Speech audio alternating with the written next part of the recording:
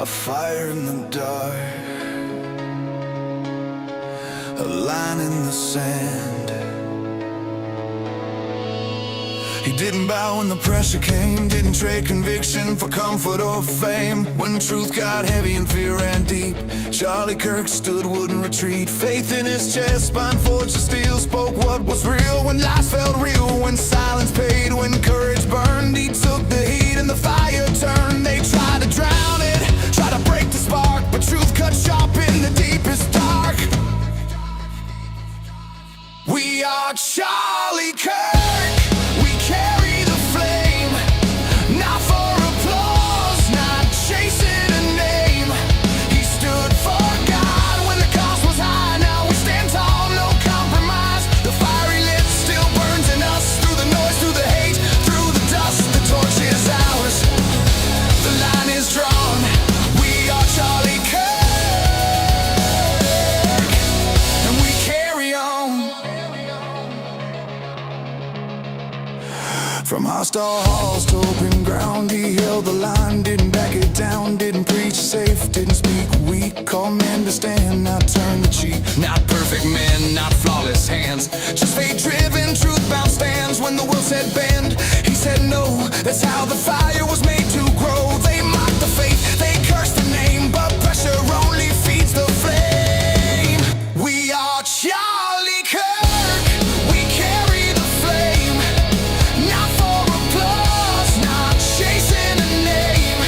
He stood for God when the cost was high. Now we stand tall, no compromise. The fiery lit still burns in us, through the noise, through the hate, through the dust. The torch is ours, the line is drawn. We are Charlie Kirk, and we carry on.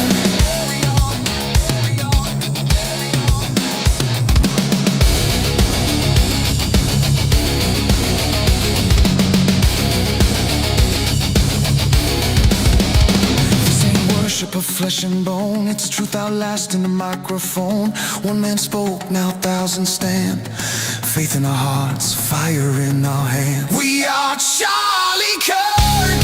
We carry the flame, faith unbroken, truth unchained. What he ignited won't fade or die. It multiplies every time we try. The fire lives, the mission stays. Pass through courage, not delayed. The torch is ours, the line is drawn. We are Charlie Kirk, and we carry on. Hey, we might be in business. Holy shit. Let's see. Stand your ground, carry it on.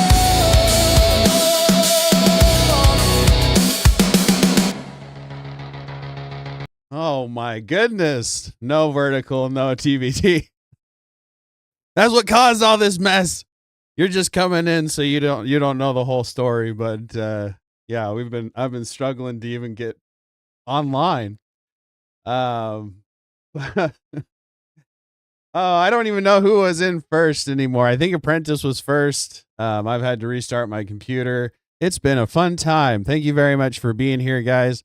I can't tell you how much I appreciate you. Let's see who I have up at the top to start with the highlights. We've got Beatrix was the first one since I restarted my computer.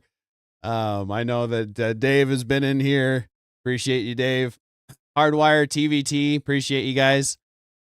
Smash the like and subscribe, please. It'll help me out in the algorithm. Especially after that kind of crap. Don't call it art. Appreciate you being here, man. And Klondike Elmo, very much appreciate you, buddy. And appreciate the patience with you guys. Very much appreciate it. All right, so let me get into something here. Doesn't look like we have anybody in the actual panel room yet, but it does look like there's some people in the vetting room. Again, this is open panel, so this is open for anybody. But let me get in here to start our panel because I need to read my, what would it be? Disclaimer. Yeah. Hey, Homestead. Appreciate the engagement. you're lurking. Well, I appreciate the view. That's all that really matters, right? And of course, my internet has to give me problems just as I finally get back up online. All right, welcome in, my beautiful Tater Nation, right? You know what time it is. It's Thursday, and that is meaning the round table, the open panel, where bold ideas meet real conversations. Just organically grown conversations, of course. And you know us potatoes, we have lots and lots of eyes, and we like watching all the interesting things that humans do up top. And tonight we're going to be digging in deep into the big questions, sharp disagreements, maybe even a little bit of uncomfortable truths, with homesteading and gardening as the topics for our prompts tonight. But we will do it with logic, respect, and a willingness to actually listen.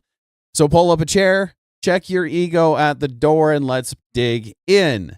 And before we begin, this program contains open dialogue and unscripted commentary. Guest participants speak for themselves. Their opinions are solely their own and do not necessarily reflect the views of the host of this channel.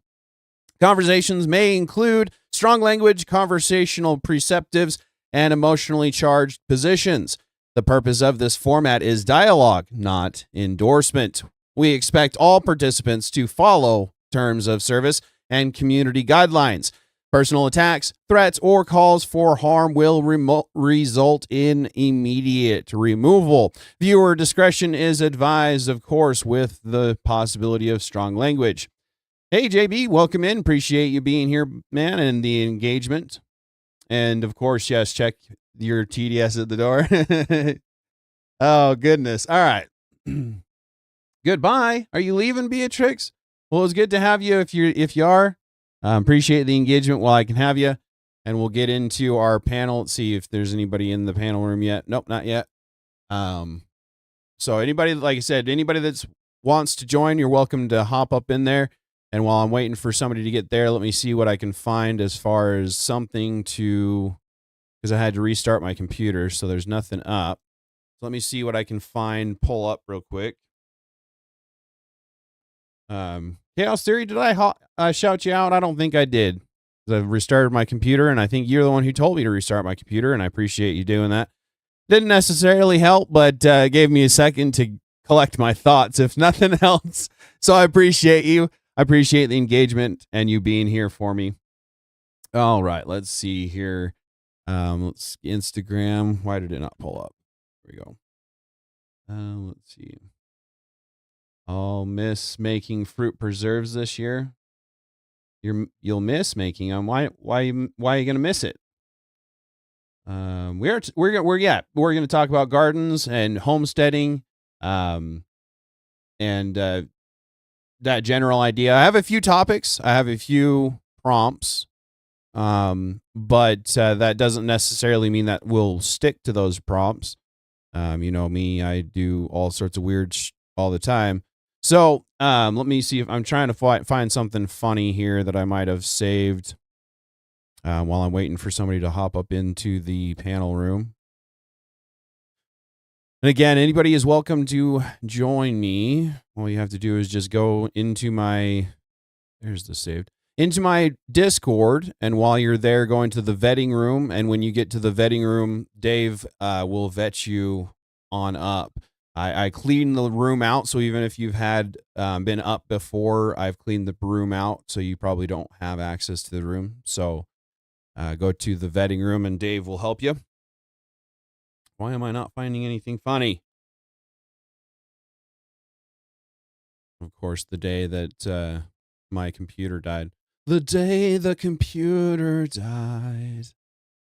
All right, so here was something I did see kind of funny, and it is kind of on the lines that we were talking about the other day with public shaming, and Grid 1 said bring back slut shaming. This kind of points there. Let me see. Let me pull you into there. So this is obviously, what would that be? Home Depot, Costco. Looks like Costco, I think. And oh my goodness, I don't know what they're playing. Probably just but yeah. If I were to see this out in public, I would definitely be making fun of this action. This is ridiculousness here. Let's see. Homesteading is the devil. What? Don't call it art. No, it's not. Nah, it's not the devil. Let me see. Is there anybody in? Bear with me here, guys. Nope, not yet. So again, remember, anybody is welcome to join the panel. Just need to go through the vetting process. Might get apples. Oh, I see. Is that why you're going to miss it? Because you haven't had much the cold snap killed? Okay, there it is. I see it now. Thank you for the information. Cold snap, all of the fruit prospects this year. That's not good. Yeah, we're going to be talking about that probably a bit more on my channel, the way that the environment's been going. I'm not a fan of the idea of climate change. Climate changes, it's inevitable. But the idea that the climate is changing because of the carbon, I don't know how much I believe. So we'll be talking about that in spurts throughout my time online. See, I don't know why you're having such a hard time with vertical streams. Should be straightforward. Yeah, that's what I thought, TVT. What's funny is OBS has something to set both of them up, and it just hasn't rolled out for all of the streamers yet. So I don't know if maybe just I haven't gotten the access to it yet, or what. But I had to download a secondary program to be able to multi-stream. And then I have to set up in OBS all of the vertical scenes, right? So I was trying to set all that up, and I got them all both set up, and I have stream keys for both of them. But when you go into OBS and you start the actual stream, it only starts one. I don't know how to access both at the same time. Chaos Theory, yeah, the day the computer died. About to throw it out the window. Yes, this is exactly why I'm going to be talking more about this kind of stuff. Also bringing the attention to more of the homesteading channels, like Jess the Shepherd. She has her own homesteading channel, and she might be able to give tips, not necessarily backyard in Florida, because I don't know where they live per se, but part of the reason why I want open panels like this is so we can get more people more information on what they want to do in their own backyard. I appreciate you, TVT. Like you said, I don't know why it's given me such a hard time. I thought it was going to be pretty easy, straightforward, just click and you're done. And I did that once, and I don't think it happened. I didn't see one, and then I had to set them up like I did this time. So I'll be looking into it too. But anyway, I'll get back to this for a second. Oh, of course. Oh yeah. That didn't have any sound, so we can have it playing in the background here. OBS is a pain multi-streaming. That's why been using Meld. It's a port of OBS, and it simplifies the multi-streaming. Yeah, so if you want to multi-stream on OBS, I don't remember if it's on OBS that you can even do that, or if you have to have a third-party program like StreamYard or Streamlabs or something like that. And you have to pay for it. To be able to stream multiple things, you have to pay for the Streamlabs. So I haven't had the money to do multiple streams unless I use Atom, which is a free streaming program. So anyway, I'll stop boring you guys here. Let me see what else I've got for. Oh, this is pretty funny. I don't know if that would be too close to being strike though. This is interesting. Obviously he's pretty strong, can push up on his fingertips. That's impressive. That's dang impressive, to be completely honest. And we'll just see what the monk can do, right? If you don't know what monks are like, I've done basically a deep rabbit hole on monks and what they do, and this is insane. Even what I know about them, this is insane. It's like, is there lines? Is he in a harness? Like, what is going on? Yeah, OBS is of the devil, it seems like. I don't know what the deal is. I hope I can figure it out. I mean, I'm gonna be wanting to go to like streaming to X and maybe Kick at some point in time. I don't know about Kick. So if you haven't heard, they've also done a pretty good strike against SPLC, which was, I can't remember what the acronym stands for, but basically they're holding them, accountable for some fraud and stuff. So that's a pretty awesome. Meld offers the restreaming to multiple platforms for free. For now, they said someday they'll start charging, but at least for now it's free. Right on, Hardware. I appreciate the information. I might have to look into that. Everything I'd been seeing says Atium is like user friendly. It's straightforward. It should be pretty easy to use. So I'm kind of surprised that it hasn't been, kind of been frustrating. So this, I don't think we've talked about this yet. While we're waiting for people to hop into the panel, we'll talk about this.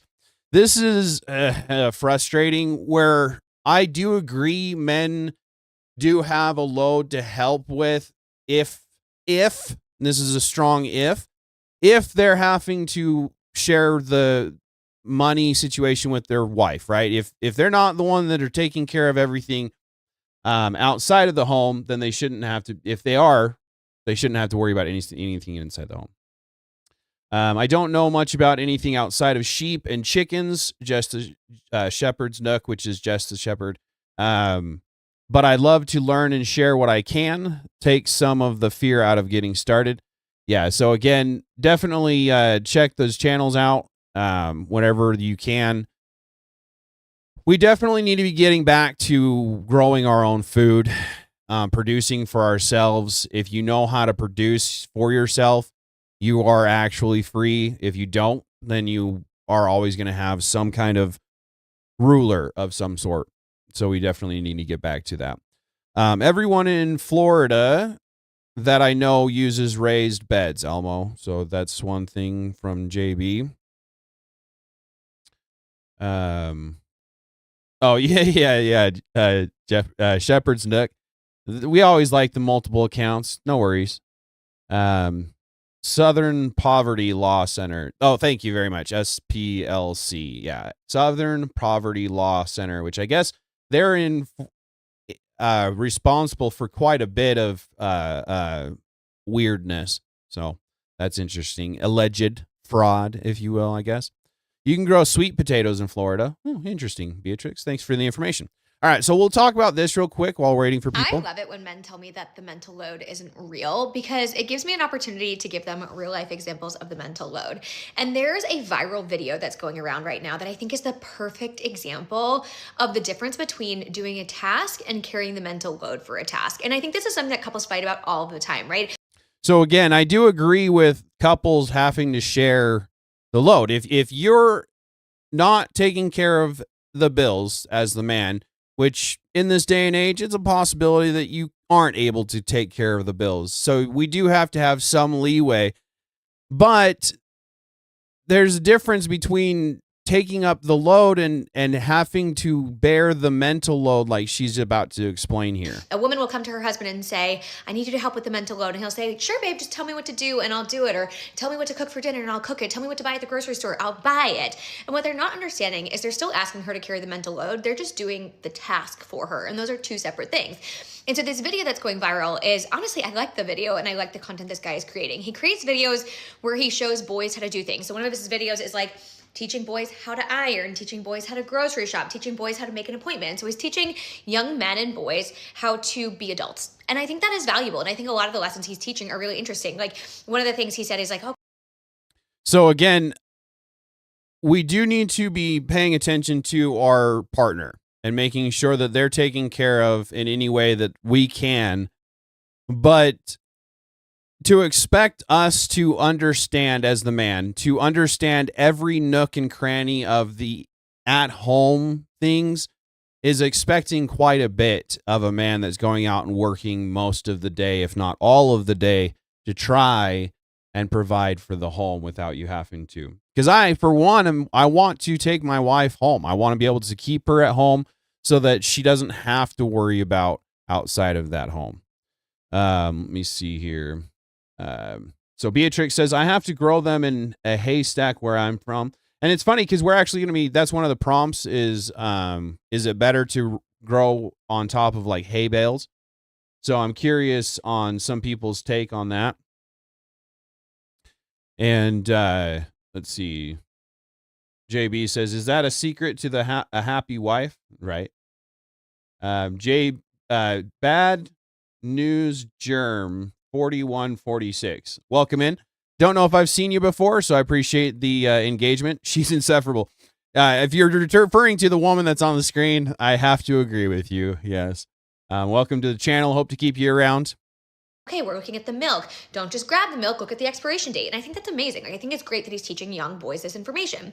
However, so many women have sent me these videos and they've said he's so close to getting it, right? Like, he's so close to teaching boys what it looks like to show up as a functioning partner, an equal partner, right? But he's missing the mental load portion, because throughout the entire video, he starts off by saying, we're using a list our wife gave us. Our wife looked in the fridge, she looked in the pantry, and she wrote down what she needed. But she didn't write down brand or kind of cheese or any of those things, but she did give us a list. So it's our job to make sure that we get the right things so she doesn't nag us, essentially. So he's placing the woman in the position of being the nag. He's putting the woman in the place that she is the, like, he's being a simp, if you will, because honestly, he's giving you a lot more credit than you should. Like, if you really want us to bear the mental load, you would be willing to take what we were to be getting you. A lot of the time, the men that I know, at least, that try to get what their women want, end up getting the wrong thing and get yelled at when they get back home. So to say he's taken the list from his wife is actually doing her a favor of sorts, if you want to ask me. Being accountable for the list, knowing what needs to be on the list, right? And that's the mental load. The mental load is this like never ending to-do list in your brain of everything you need to know, do, remember, plan for, anticipate, right? So it's knowing that you need to send school lunch 4 days next week. It's planning dinners for the week, knowing what groceries you have, like knowing that one of your kids loves cheddar and one likes mozzarella. Like, it's just knowing all that information. It's being the person who knows what kind of milk you drink. And in the video, right, when we're talking about the milk, he says, okay, we're looking at the milk, but we don't get any milk, right? We have to get the right milk. But yeah, that's the thing, Hardwire. It's very hard, if you want a good life, for a man to make enough money by himself in this day and age. It's nearly impossible.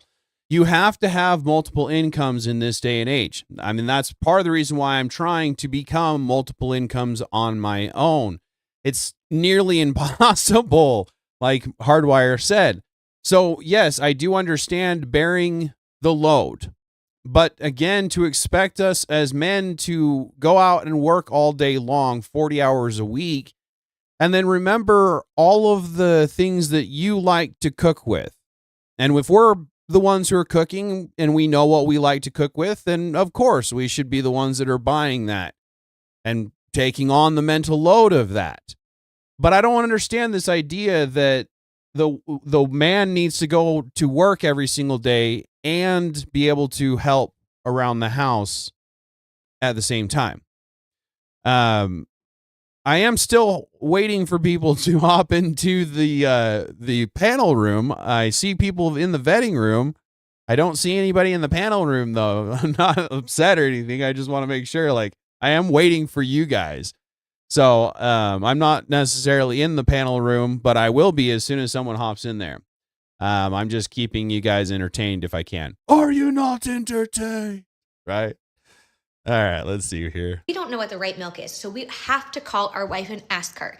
And that is the mental load, right? Knowing what kind of milk is in your fridge is the mental load. And he goes on to say that for a few different examples. He says, well, we can't just buy the apples. We need to buy the right apples, so we're going to call our wife. And he said, you're probably going to call your wife 10 times while you're here because we want to get it right. And I think this is the big... Okay, so that's a little extreme. If you got to call your wife 10 times, you need to write shit down. I'm sorry, but you got to write shit down. In this example, the woman need to try and be grateful, and I do agree with that. And there's some things I will call men out on like that. If you are, don't call it art. Only 40 hours a week must be nice. Yeah, exactly. If you're able to work 40 hours a week and provide for your entire family, kudos. I work minimum of 80 a week. I have to be working 2 full-time jobs at this point in time with this podcast, and I have no problem with it. I am very much enjoy this job. I don't want anybody to ever think that it is a lot. It is a lot, but I appreciate you guys being here as much as you are. Hey Trey, good to see you, man. I appreciate you being here. And as always, you're welcome to join the panel if you want. Anybody's welcome to join the panel. This is homesteading and gardening prompts today. It's going to be an interesting conversation. I hope it'll be interesting. We're almost already an hour into my stream schedule, so hopefully we get somebody. Only a half hour into the actual stream. Took me a half an hour almost to get started, guys. Goodness. Potato. Biggest difference between good men who think they are carrying their fair share and men who truly understand what the mental load is. Because the mental load is knowing what's in the fridge and the pantry at all times. If you ask me, I have a running inventory in my brain of every single thing that's in my fridge, in my freezer, like everything. It's being the person who If I got broken there for a second, guys. If I'm the only one who is paying attention, or if I'm the only one who has to have anything in the fridge, then yeah, I have a running total of what's in the fridge. But when you're talking about entire family, I have a lot on my mind as a business owner. Okay, I own a business. It's a lot different than someone just going to work every day. It is a little bit different. I'm not gonna lie. Let's see. Elmo says, I don't know enough about gardening to join. Well, that's fair. I understand that, but we got to have people to be able to talk so we can share information. So I'll share my information with anybody that wants to join the panel. I'll call my wife when shopping and something is buy one, get one. She see if she wants it or not. Yeah, Elmo, that I will do that too. I would do that. I don't have a wife, but I would do that. Let's see. Look up the joke, the husband store. I think I know what you're talking about. I'm working on it. The husband store. I'm pretty sure I know this story. It looks like there's an actual video on it, so we'll just play the video and keep you guys entertained for a minute. Of course, I'm boomering up, guys. Holy cow. Pull it over here. Okay. So let me finish off this one first. It's almost done. She's almost done rambling. knows what your kids like to eat. It's being the person who does the meal prepping. It's being the person who knows what kind of milk your family drinks, right? And you have to assume that these men live in these homes and they can know all this information too, but they leave their partner to be in charge of it. And so while I love that he's teaching these boys how to show up, I really do wish we had more men who understood the mental load portion of it, who could teach boys that it's not only your job to buy the milk and check the list that she made, but it's your job to know what's in the fridge, what kind of milk your kids drink. It's your job to participate in. Okay. I will give it to her. What kind of stuff your kids like, then yeah, I agree with that. The stuff that you want, I agree with that. But you should not have to keep track of everything that your wife likes at the time. That's just kind of ridiculous. And then TVT, I need to get you modded up on Discord if you want to be. I haven't talked to you, so if you want to talk to me, we can chat and see if you want to be a Discord mod. I'd be happy to have you. I just don't like doing stuff behind people's back, kind of thing. I don't call it art. I don't know much about gardening or homesteading, but I'd be happy to join the panel if you want me to go in there and call things out for being the devil. Yeah, but you're welcome to come on up. If you have pushback, again, that's going to be the best thing for sure. Hey, Pumpkinhead, welcome in. Appreciate the engagement, man. Yeah, as Miss Rach, for real though, right? I haven't heard her name in a minute. I was kind of grateful for it. Yeah, bird hands. Good pause. Those things, and that is how we build truly equal partnerships. Truly equal partnership. No, what's actually equal is you keeping track of your stuff and me keeping track of my stuff. If you want to actually go 50-50, then go 50-50.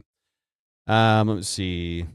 And then this, oh goodness, if you guys, there's a lot been going on lately. I haven't been able to keep up with, but we'll see about covering this. Actually, it's only 2.5 minutes here. We'll talk about that here in a minute, but we'll get back to this course now that it's past that video. Go back. There we go. All right. So this is boomering it up again. This is the husband's store. City. I see what they're doing. They're okay. So I'm assuming this is what you're talking about. Whoever mentioned the husband's store, I'm sorry. It's been a day. And I am getting off of my full-time job too. So it's been a day, but we'll see if we can keep this uncopyright striked here. Hey ladies, did you know that they have opened up a new store in New York City? Anybody heard about the new store in New York City? It's called the Husband Store. And you can go there and shop for a husband. There's 6 floors in this store.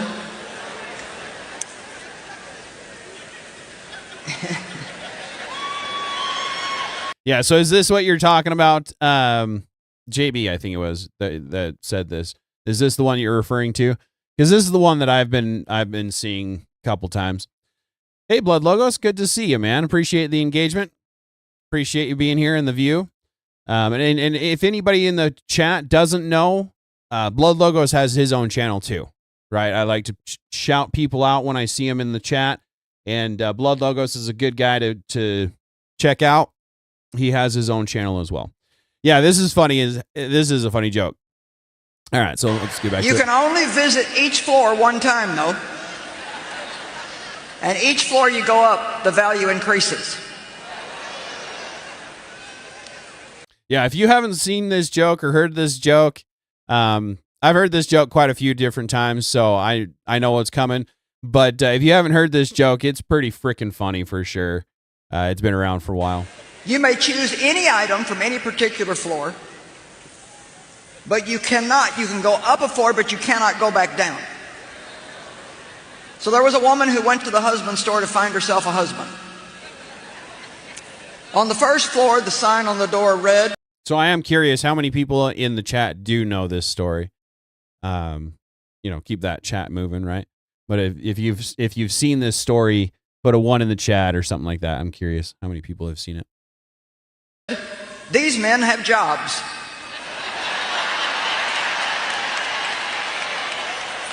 That sounded good. These men have jobs.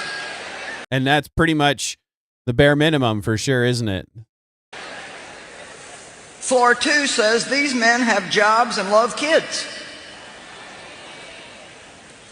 Floor number 3 said, these men have jobs, love kids, and are extremely good looking. Oh, now we're getting something, right?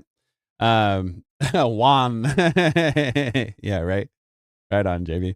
I appreciate you guys. Trey, you haven't seen this yet? This is funny. Yeah, I'm glad you haven't. I'm glad somebody hasn't seen it yet, at least. Wow, she thought, this is sounding pretty good, but I'm compelled to go on to the next floor.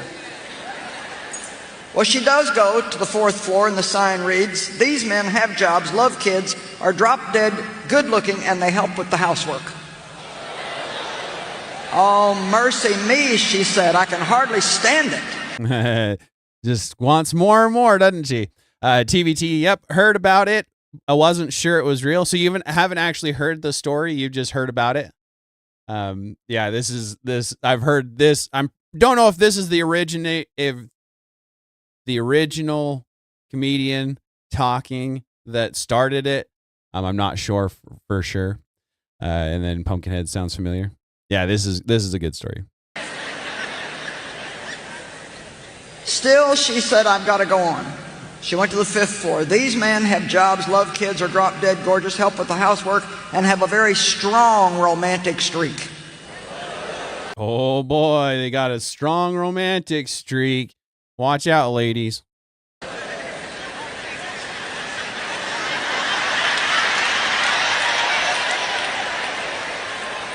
But she couldn't stand it. She decided she had to just find out what was on floor number 6. Floor number 6 said, you are visitor 31,456,000. To this floor, there are no men on this floor. This floor exists solely as proof that women are impossible to please. I don't have a problem with race. I like everybody. Do you have a problem with race? That is very, very true. You don't. Iran is a destabilizing, dangerous force. Calm down. Jeez. Sorry, guys. Boomering up there. Trey Solora, I'm not sure why I didn't see your chat pop up. Probably because I've restarted my computer multiple times, but better pick a floor or you end up a lesbian cat lady, Karen. Yeah, for real though. Seriously. Just pick a floor. There's a lot of good men out there, ladies. You just need to actually understand that we're out there. All right. So that's pretty much all that I had that I can think of. This is a funny movie. If you haven't seen this movie, this is a classic for sure.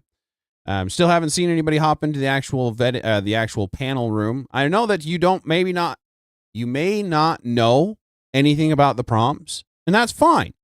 We can talk about just about anything. We can go back to politics if you want to, but I just wanted to change things up a little bit. So again, if anybody wants to join the panel, please, by all means. I don't have a show ready, so please join the panel if you'd like to.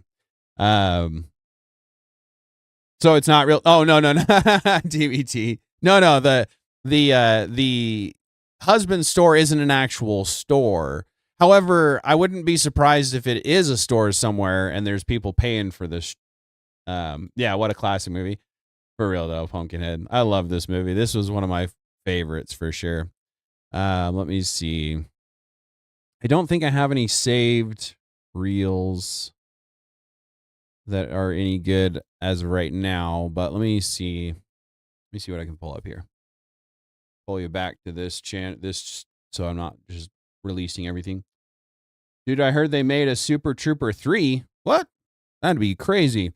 I'm curious how many people have seen Super Trooper 1 and 2. Those were good movies. You don't see many sequels that are good, right? But Super Troopers 2 was actually good for sure. I really liked it. Let's see. Go back into my reels here back in the day. If you don't know about Isaac Butterfield, he's pretty funny. I don't know if I've shown this one or not. I don't think I have.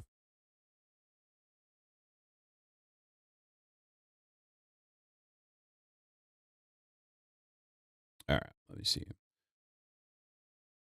Oh yeah, if there's a Super Trooper 3 for real, it is real. Yeah, right on. Heck yeah, I can't wait to see it. That's gonna be pretty dope, I think. You never know these days. Yeah, that's the problem. Seen all their movies? Yeah, I liked 1 and 2. They were good. I liked 1. I lived in an RV. I have lived in an RV. And for a couple of years, I didn't have any kind of TV service, so everything that I watched was DVDs. And I owned Super Troopers 1 on DVD, and I watched that probably 200 times, I would say. The other movie they made, Slammin' Salmon, is pretty hilarious too. Interesting, Trey. That's right on. The Ozzy is funny as Pumpkinhead. This guy is pretty good. He's a stand-up comedian. He also has his own channel, so I'll give him a shout out. Hopefully, he doesn't have a problem with me showing him, since he is an actual comedian. We might get a strike, but we'll see what happens. The reason people are angry about immigration all over the Western world, this is in the back of everyone's mind. But it's not because we're hateful, not at all. It's because we have lost control. When a country that you are supposed to feel safe in won't even tell you the truth, how are you supposed to feel? Some people who immigrate into our countries are committing crimes. Not all of them. Not saying that. Well, they are. By being here, they're committing a crime. Am I right? I mean, come on. But yeah, I understand that they're not all criminals, but by being here, it is a crime. So by just being here, it is what it is. Right on, Trey. You like Isaac? He's a good guy. I've liked what he has to say for sure. see, just sucks what's going on with the land down under. Seriously, the things that I've been hearing from the people from Australia, it is scary stuff for sure. At all, okay? It's the exception to the rule. But the courts are treating them differently. They are lying about who they are, where they're from, and what they've done in their past. And we, the people who are born in these countries of all different colours and ethnicities, we don't feel protected anymore. This story today comes out of the United Kingdom, but it could happen anywhere, and you better believe it could happen. Jeez, guys. You haven't even said anything. What am I doing? Sorry about that, guys. In Australia, because it sounds maybe that's the way I won't get a strike, right? exactly like something that our powers that be here, who are just complete dead shits at the moment, think would be a great idea for our country. And seriously though, I think he means even legal ones. Yeah, probably. We have to start at home before we can adopt strays. And that's exactly it, JB. We need to focus on ourselves first. We need to make sure that our cup has something to pour out of. We don't currently. We're so far in debt that we are paying interest, and that is all we're paying on the debt. Where I'm not like, oh, we need to pay off the debt. I don't think of it as our debt anymore because it's the bankers that have rung it up. But it's still debt, which means we still have money that's just going, and we need to stop that. Let's see. All right. I just want to be very, very clear. At its core, this debate is simple. A country is like your own home. You don't get called extreme for wanting to know who's entering it. You don't get called dangerous for wanting to lock your doors at night. And you don't get called hateful. Right? Like I've mentioned on multiple occasions before, they want us to accept all these people into our country and allow them to just take up residence wherever they want until it becomes their home, right? Nobody wants to let them into their own home.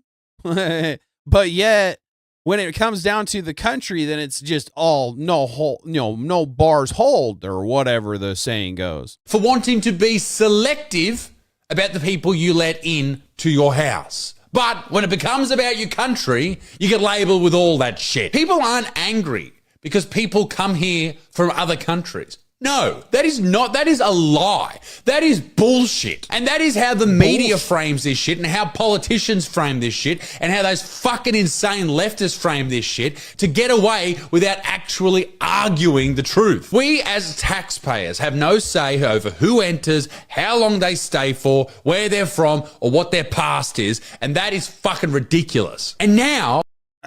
Stupid thing. Just pause already. Yeah, I agree with him. It's freaking ridiculous.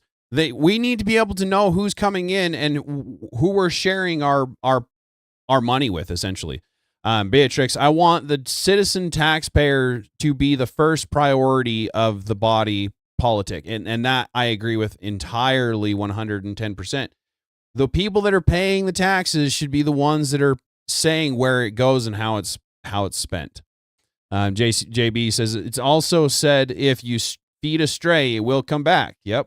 If you give a mouse a crumb, it'll come back for a cookie, and you give it a cookie, and it'll come back for a glass of milk. In the United Kingdom, people are being lied to about people's past in court to protect the alleged criminal.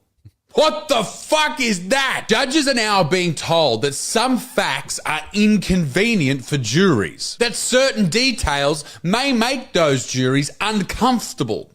So they don't have all of the information there. And it's not about fairness, it's about optics and how it looks. And I bet you it comes from the top. It's all about winning the next fucking election, isn't it? This story starts on a summer night in 2025. An 18-year-old girl and her friend went to a park in Nottinghamshire. A normal fucking thing to do. There's no danger. You just go into a park. In England, you should be fucking safe, right? You should be safe. Yeah, you would think, at least. Unfortunately, this isn't as funny as he usually is, but... At one point, her friend left, and she asked two men nearby playing cricket to keep an eye on her. Now, I don't know why that happened, I think that's odd, but whatever. Apparently that's what happened. But that's wild that she, with everything that's been going on and everything like that, to have somebody just being okay with somebody watching them is just, it's wild. I don't trust anybody, and especially these days. Men didn't protect her at all. In fact, they isolated her and they raped her. That's freaking nuts. It's just not. This isn't cool, man. It's not cool, man. Yeah, that's what happened. And afterwards, they stopped. They looked at her and asked her, "Did you enjoy that?" Yeah, that's fucked. Are you serious? I mean, how fucked up can you be? I mean, come on. This is wild. We need to know who's coming into our countries. This is getting out of control. We can all agree. One of those men was Shiraz Malik, a 28-year-old Pakistani national. The other man, an Afghani national, fled and was never tracked down. Apparently is still on the run. But Imagine that. So I am curious if you guys are waiting for me to hop into the panel room or what's going on there. If you're just waiting for me, put something in the chat, I guess. Because I'm just waiting for anybody to hop into the panel room, and then I'll hop in, or I can hop in so other people can hop in. I don't know. This is the longest that it's been without somebody in the panel room, though. The insane thing, when Malik stood trial, the jury was explicitly ordered not to be told that he was an asylum seeker. Now, again, we need to know who is coming into our country and why. This is crazy here to me. Why? They weren't told that because it wasn't true, not because it was irrelevant, but because it might cause, and this is what the judge said, it might cause, quote, prejudice, end quote. The judge, Nirmal Shant, imposed. Yeah, Homestead, I'm kind of wondering the same thing. There's 4 people in the vetting room, but nobody said anything about what's going on with the VC room, the panel room. Is there a problem with it? What's going on, guys? What's going on? Come on. Strict reporting restrictions as well. The media weren't allowed to talk about Malik's immigration status until after the trial had concluded. And the jury, well, they were never allowed to hear about it at all. And this is the crazy thing about this. You may be thinking already, well, what is... Well, that was the plan, JB, but apparently doesn't anybody want to talk about the gardening, so we can talk about just about anything. Now that it's almost an hour, 45 minutes away from the end of my stream time. I usually go for about 3 hours. So if somebody wants to hop up, we can talk about anything. It doesn't have to be gardening. I just wanted to change it up a little bit. So if you don't know anything about gardening, you don't have to talk about gardening. What does his immigration status have to do with the crime he committed? Well, I'll tell you what it has to do with that. We deserve to know who's in our fucking house. And also on top of that, and this is very, very... Yes, I agree with that. We deserve to know who's in our house. That includes our country. Because they might as well be in your house if they're in your country. Very important. All of the public attention is on a trial when it's happening. After someone is found guilty and sentenced, no one cares then. We forget about them. We throw away the key, all that type of shit. Everyone's attention is on this case when it is happening. The older you get, the more you realize that God or the universe really likes changing everything up on me, doesn't it? Tim Kramer is a good guy. I've shown him a couple times, but wasn't necessarily who I was trying to go for. I was going back to X. Why am I here?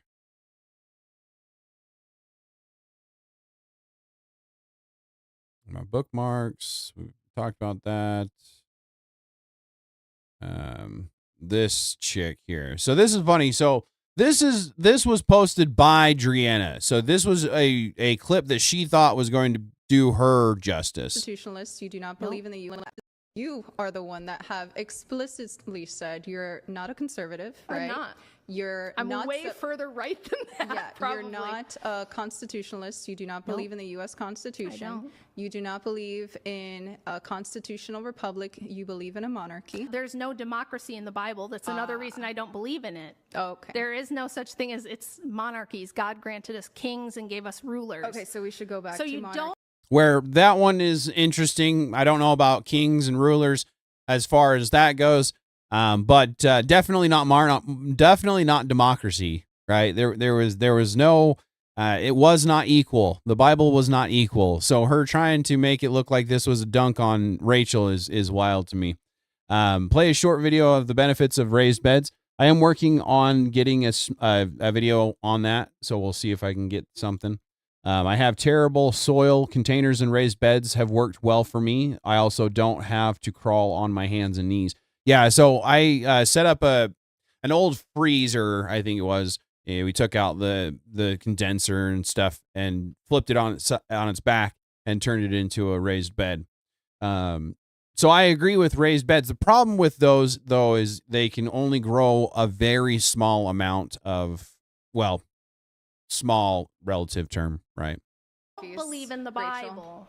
We should I go think back so. to Yes. Mark. If Not there's so a Christian quiet. monarchy, that's where I'm headed. You're very against women having a voice in politics, yet we're debating here for what? It's been 2 hours or something like that. But Rachel, you voted before in the past. Yes, I'll explain. And you'll never vote again? You can see how much she edited it to try to make her look the best that you could. We got to the end, and I was just like, fuck it, I'm just going to talk over her at this point. Sure, my closing statement would be that, again, rights are natural. Men and women deserve equal voting rights. That's basically it. And saying that women deserve equal voting rights and financial rights as men does not a feminist make. Yeah, it does, actually. I'm unfortunately here to tell you that it does. We need to roll back voting for men and women, to be completely frank. There's a lot of men out there that are too dumb to be voting, as well as women. I'm sorry. I'm a potato. I'm not here to be talking about who's dumb and who's not, because I'm dumb too. I'm just saying maybe I shouldn't have the right to vote either, right? Homestead Wench says, I'm using a dryer drum for my potatoes. That's an interesting dryer drum for the potatoes, huh? JB says, I use plastic 55-gallon drums cut in half. That's good. That's a good one. Very small space, though, I would think, unless you're cutting it a long ways. Even still, not very much room in those, I wouldn't think. But definitely better than having to bend down or get on your knees, hands and knees, and bend over all the time, for sure. Raised beds do definitely have their benefits, as long as you're using the right products. By that definition, which you like to put upon pretty much everybody, then most people would be called feminist. And I think you do the movement, the conservative movement, a disservice pretty much by advocating for relinquishing women's rights as a whole. And if you don't agree with, like you said, a constitutional republic, if you don't agree with women's voting rights, if you don't agree with women not having financial independence. She does agree with the constitutional republic. That's the only thing that she agrees with, unless it was a monarchy that she stated that she'd be behind a Christian monarchy. Make sure we get that clarified. May I suggest visit Iran, go live there, one-way ticket, anywhere else in the world where women don't have rights, and actually practice what you preach. And also don't vote like you said you have before, and that, like how you said, you will continue to do in the future. Only until the other women can't. She's not going to just throw her vote away if she has the ability to vote, of course. But we need to roll back voting so that there's people that can't vote, so that she doesn't have to worry about canceling out their vote. Yeah, JB, I agree with you for sure. Easy to maintain, and you have lots of them. A 55-gallon drum cut in half would be pretty easy to keep weeded and things like that. Definitely beneficial there for sure. I actually walk the walk and talk the talk. I practice what I preach, and I think that is what proves that my ideas stand. So just like I would tell a commie that lives in the U.S., if you don't like it here, if you don't like our values, go to Cuba, go to Venezuela, anywhere else in the world. But again, she says that she would go there if it was a Christian monarchy. There isn't a Christian monarchy where you're talking about. Homestead Wench, I have 300-gallon food-grade containers cut in half for my raised beds. That's a pretty good one. Those 265 IBC totes or whatever they are, I think might be what you're talking about. I have been contemplating doing something with those too. I went and got 4 of them. I don't think that they're food grade. I think they had like mildew, retardant or something like that for grains and stuff. So I think they're basically food grade without being food grade, but I just had them for water containers because of my business, but I've been contemplating using them for like food container or for raised beds or something. That's what I would recommend. Go somewhere or set up your own country, call it whatever you want, where women don't have equal values to men. Me, on the other hand, I'm actually going to make arguments that help people come to our side. Win. This stream is all over the place today. Since nobody's hopping into the panel room, I'll show a video about raised beds. Why raised beds are best for gardening. 10 benefits here after this. Rather clip. than tell them the solution is you don't get a right to vote. That is illogical. It's never going to happen. And so it's a non-solution. It's just a grift. Why is it never going to happen? There was a lot of things that said they were never going to happen. I keep hearing this. It's never going to happen. It's never going to happen. But I keep hearing that about Trump getting elected for the second time, about, Roe v. Wade getting overturned. There's a bunch of stuff that they keep saying that would never happen, and they have. So what are you talking about? Point. Mm-hmm. Yeah. Great little clip there. 6 toes. All right. You are correct, Potato. The soil where I'm at sucks. I use straw as a cover instead of mulch.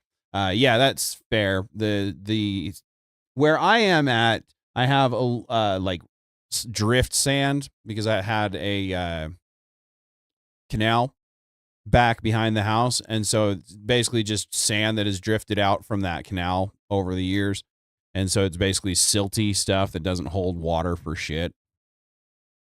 All right, so here's 10 benefits. Let me see, who do I have to shout out here so I don't... Gardner Scott. So check him out if you like what you see here, and we'll get into this, and maybe we'll just close out the stream at the end of this if nobody jumps into the panel.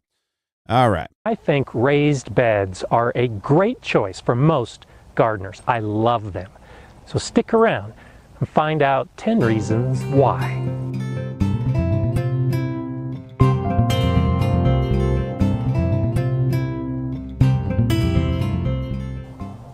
Hi, I'm Gardener Scott, and I discuss everything gardening. Today, the topic is the benefits of raised beds. Most of my garden is and will be raised beds because I think it's almost an ideal way to garden. Yeah, if you can afford it. I mean, let's be honest here, guys. This lumber here is not cheap. The dirt that's in it is not cheap. You want raised bed dirt. It's not like you just go and get topsoil and throw it in there and call it good. You want some kind of nutrients to start with. And that's the other thing, is it's not feeding off the nutrients of the ground. Where normal gardening, you have a garden that's deep. You have the ability to till deep, pull nutrients up. And unfortunately, at the same time, with the idea of tilling, there's a lot of controversy on that as well, right? So I do agree with raised beds, but with everything that's been happening lately, especially with the cloud seeding, if you don't know much about that, it is a thing, right? You can look it up. Google is very easily verified that cloud seeding is a thing, and it's silver iodide. So silver can't possibly be good for the ground. And again, if you're not allowing it to have all of the ground out here and you're just working off of this, is that going to be an issue? I can't say, but is it, right? To begin, let's discuss exactly what a raised bed is. A raised bed could be defined as any bed that's raised above the soil level. This is an area where I planted some raspberries, and it is a raised bed. It is higher than the surrounding ground. This is also a raised bed. It's about 6 inches above ground level. It's an area between 2 larger raised beds, and I'm growing some fruit bushes in here. While most of these benefits are benefits for these lower raised beds that might only be 6 inches above ground level, for this video and ones to follow, I'm really going to be focusing on taller raised beds. The raised beds that extend from about 12 inches up to 24 or even 30 inches tall. And the reason I make that differentiation is most evident in this first benefit. And that's high raised beds make gardening more accessible to more gardeners. Now, part of that accessibility is just being able to reach in from all sides and take care of the plants. But I think more importantly, the higher beds mean that almost all gardeners have the ability to garden. At the Galileo Garden, we had a number of students. Yeah, that's the other thing that I do have a lot of respect for the raised beds. That's part of the reason why I was talking about the freezer, fridge, whatever, that I flipped up on the back and filled with dirt. It's for my mom, right? She's getting older. She can't necessarily bend down. She likes to garden. Almost every year she buys something for the garden. Whether she gardens or not, she usually buys something for the garden. And so I wanted to give her something so that she could garden if she really wanted to. And so I gave her a raised bed. So again, like this idea, the handicap, the people in the wheelchairs and stuff, they're going to be able to do a raised bed. They're not going to be able to do just a regular gardening for sure. Beatrix says, I have cinder block raised beds. We used PVC pipes and plastic to cover our raised beds during the cold snap. That's awesome. Cinder block is good. I like cinder block. I'm a brick and stone mason, so there's that. But it also will help to retain the heat. Cinder block and brick and things like that are good about that. Hey, Quiet Harbor, appreciate the engagement. Good to see you. I'm stuck on the A55 in North Wales cutting grass verges at 1:26 a.m. and the tractor has just broken down. Pray for me. Oh, man. Prayers, bud. Oh, man. That's fun. Well, I appreciate the engagement for sure. And tractor sounds like you're a farmer, so I can fully appreciate what you're doing, especially in Wales. I'm sure that you're having issues. Still nobody in the Discord room. Yeah, no, nobody's in the Discord room for the actual panel. Not sure if it's just the prompts or what. Like I said, we can change the prompts up. We don't have to talk about them prompts for sure, but Dave, I appreciate you saying that, but no, I understand. That's why I did throw in that last prompt. And I like I said, we can talk about something else. We don't have to talk about homesteading. I've been meaning to get back into the ecosystem. When I first started my channel, I was talking about the ecosystem, right? The good, the bad, what we're doing and what we should be doing. So I kind of wanted to get back to that. Wanted to get away from the politics a little bit for 1 week or so. And so I was just trying something different. Maybe we won't do it again. That were in wheelchairs. They could still come out to the garden and do all of the gardening activities because these higher beds gave them access at a height that was appropriate for them. For old guys like me, I've got a bad back and I don't like leaning over any more than I have to. Well, a higher raised bed means that I can kneel and have full access to the bed without having to lean over. When you choose the raised beds for your garden, you have complete control over their size and their height. This bed is a little bit shorter than the one I was just at. All right, so it does look like we had a couple of people hop into the panel room. So I'll go ahead and hop over there and we'll start the panel. I appreciate the engagement and the patience. We'll start the panel for 20 minutes or so. See. Let's see. I just do backyarding, homesteading, victory gardens. Right on. Trace Lord. That's a good idea. Not sure what you're referring to. All right. So I'll hop over to the Discord here.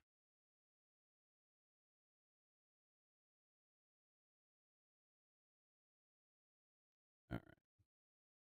Hey guys, can you hear me? This is my camera. Yeah, that's pretty good.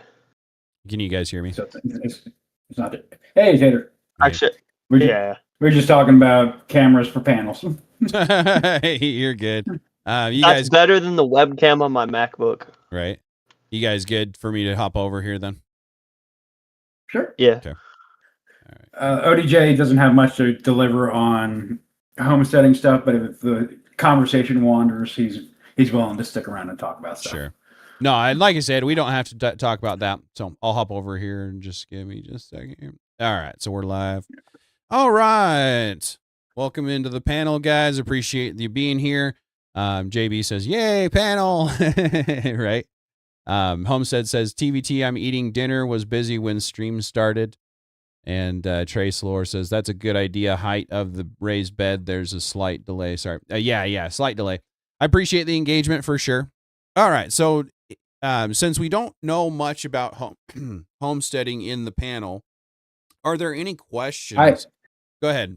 B. I do have like some information here or there about some of these things because I was a ranch hand on my parents' farm for 6 years. So I did crop planting, I did crop rotation. I kind of know how to plant stuff here in Texas, and I know a little bit about raised beds, but it's my knowledge in the area is very limited. Sure. Wait, raised beds as in like raised to plant stuff in? Yeah. Yeah. Oh yeah, I have a couple of those in my front yard. Oh, okay. Yeah, they're awesome. Yeah. So have you ever gardened without a raised bed, ODJ? No. Okay. So that's the way I was raised, which it was without raised beds. And then raised beds came along and became kind of a thing. And so I've had a little bit of experience with both. And I'm curious how other people think of the difference there. So B, you said you have a little bit of experience. What is your experience? What have you ever gardened without the raised bed? Oh, well, yeah. I mean, I planted potatoes, onions, tomatoes, peppers, broccoli, and squash in. I've done raised bag beds before for squash and broccoli and peppers and beets, and I've done pure ground planting for tomatoes, peppers, like hot peppers, not bell peppers, and onions and blackberry. Oh, okay. Bushes. So you had a raised bed for blackberry bushes? No, the raised bed was for the seasonal vegetables, the broccoli and squash and beets. Gotcha. That's exactly what my mom does. Yeah, and she uses the raised bed for that. The way we had it, we had a hoop house, so we had enough pure soil that we could fill our entire bag with soil. But if you need if you don't have like a whole lot of soil substrate available to you, you can void fill your bag with you can use like logs or sticks or branches or hay or stuff like that to void fill in there because it will decay over time. Right. And fill that space with soil itself. Yeah. So that's actually what I did when I did the freezer. I threw in logs and then twigs and then leaves and then filled it with dirt because I'm poor and I can't afford an entire freezer full of the raised bed dirt, right? And then I probably put in some other dirt from just my garden, and then I put in the raised bed soil that you can buy at the store. Because again, you're going to want to start with those nutrients. If you go out to your yard and you dig, how far do you have to dig to get to that earthy soil, right? That good planting soil, unless it's grass and you're not going to want to dig into your grass. But a lot of the soil nowadays is just weeds or dry. Depends on your particular grow region and what the substrate category of your soil is. Where I live, it's nothing but clay. Oh, really? Like red clay, caliche clay, or brown clay? It's mostly red clay. Red clay. Red clay is usually pretty good to grow in. You can mix in some. Yeah, it's just really dense. Thanks, Beatrix. I appreciate the engagement. Some of that denseness. Did without raised beds, but he had actual irrigation. That's fair. My parents had that white caliche clay. Yeah, JB, that's it. That's it right there. Is you can do it anywhere. The area we grew in, even if you're in a city, you can over for do raised the beds. last decade, tilling in proper nutrients and dirt into it so that it became more of a sandy, loamy substrate instead of a caliche clay substrate. It's hard to grow stuff in that. Yeah. Like I said, in my area, not my area, my place is that drift sand, so it's really silty, and so water doesn't retain in it very well. And then a lot of people that I've talked to, and then I have a lot of I talked to says that their ground is getting really dry too. Doesn't hold your microbes, your soil microbes are dying, right? Yeah, you would need some. Where I am right now, let me think. We haven't had rain in probably almost proper rain in almost a month. Yeah, maybe even more. Yeah, we just had a pretty big storm, but we had a very mild winter. I'm pretty sure everybody did. So we're lacking on moisture, and so the rain we just had just soaked in. Just everything just went right up in the ground. And some of the places that I know that are usually full of water basically aren't, and it's a little concerning for sure. Yeah, my pond is pretty low. Yeah, that's not probably good. 6 inches below what it usually is. Learning how to compost, that's good. To be fair, the pond is 25 feet deep at its most, maybe in 30 or 35. Yeah, it's a pretty big me pond. Too. Me too. Yep. Yeah.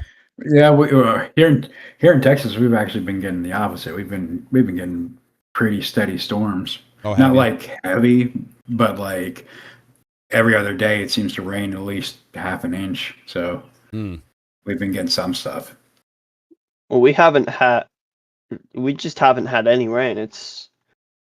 Everything is dying. Yeah, like I said, we've had rain, but it just soaked in, and who was it just talking to the other day? Basically said that they're already out of water or something like that, and it's just like, what? You're already out of water? We just hit the season to grow, and so I don't know exactly what that's going to mean. I want to say I heard was Idaho? There's a new water emergency, what's the word I'm looking for? Just an emergency order, essentially, that's basically cutting water and the way that water is going to be used in that state. So I think we've been under a burn ban, but we've been burning stuff anyways. Oh yeah. Want to be careful. First of all, we live outside city limits. Second of all, it's just like an open burn ban, and that's very subjective. Well, that and being on a farm you probably are. Well, I'm not on a farm, but it is a lot of woods around us. Right. I was going to say you probably have a good acreage or two. Our neighbors have a couple acres, and then there's this guy by us that owns 175 acres of forest. Right. I'm sure trees and stuff just fall on property. I mean, you can't just have the city haul that stuff off all the time. You just have to burn it because there's no other way to get rid of it. Yeah, I've always had a burn barrel, a fire pit, something. But I also live in an area that's rural and pretty lax. But I always like just burning stuff like wood and cardboard and stuff. Unless I can recycle it, I'd rather burn it. Yeah, we burn all our cardboard. Yeah. Nothing makes a man feel more like a man than standing in front of a campfire. Exactly. Right? Yep. When I was in Boy Scouts, because again, I'm an Eagle Scout. When I was in Boy Scouts, I was always the first one up. So I'd always be the one to start the fire and get it going and stuff. Didn't drink coffee, but everybody else would come up and get coffee and stuff. Good times. Do you have any questions on any of the other prompts? The prompts are in the side chat if you need to refer to them. Let me check.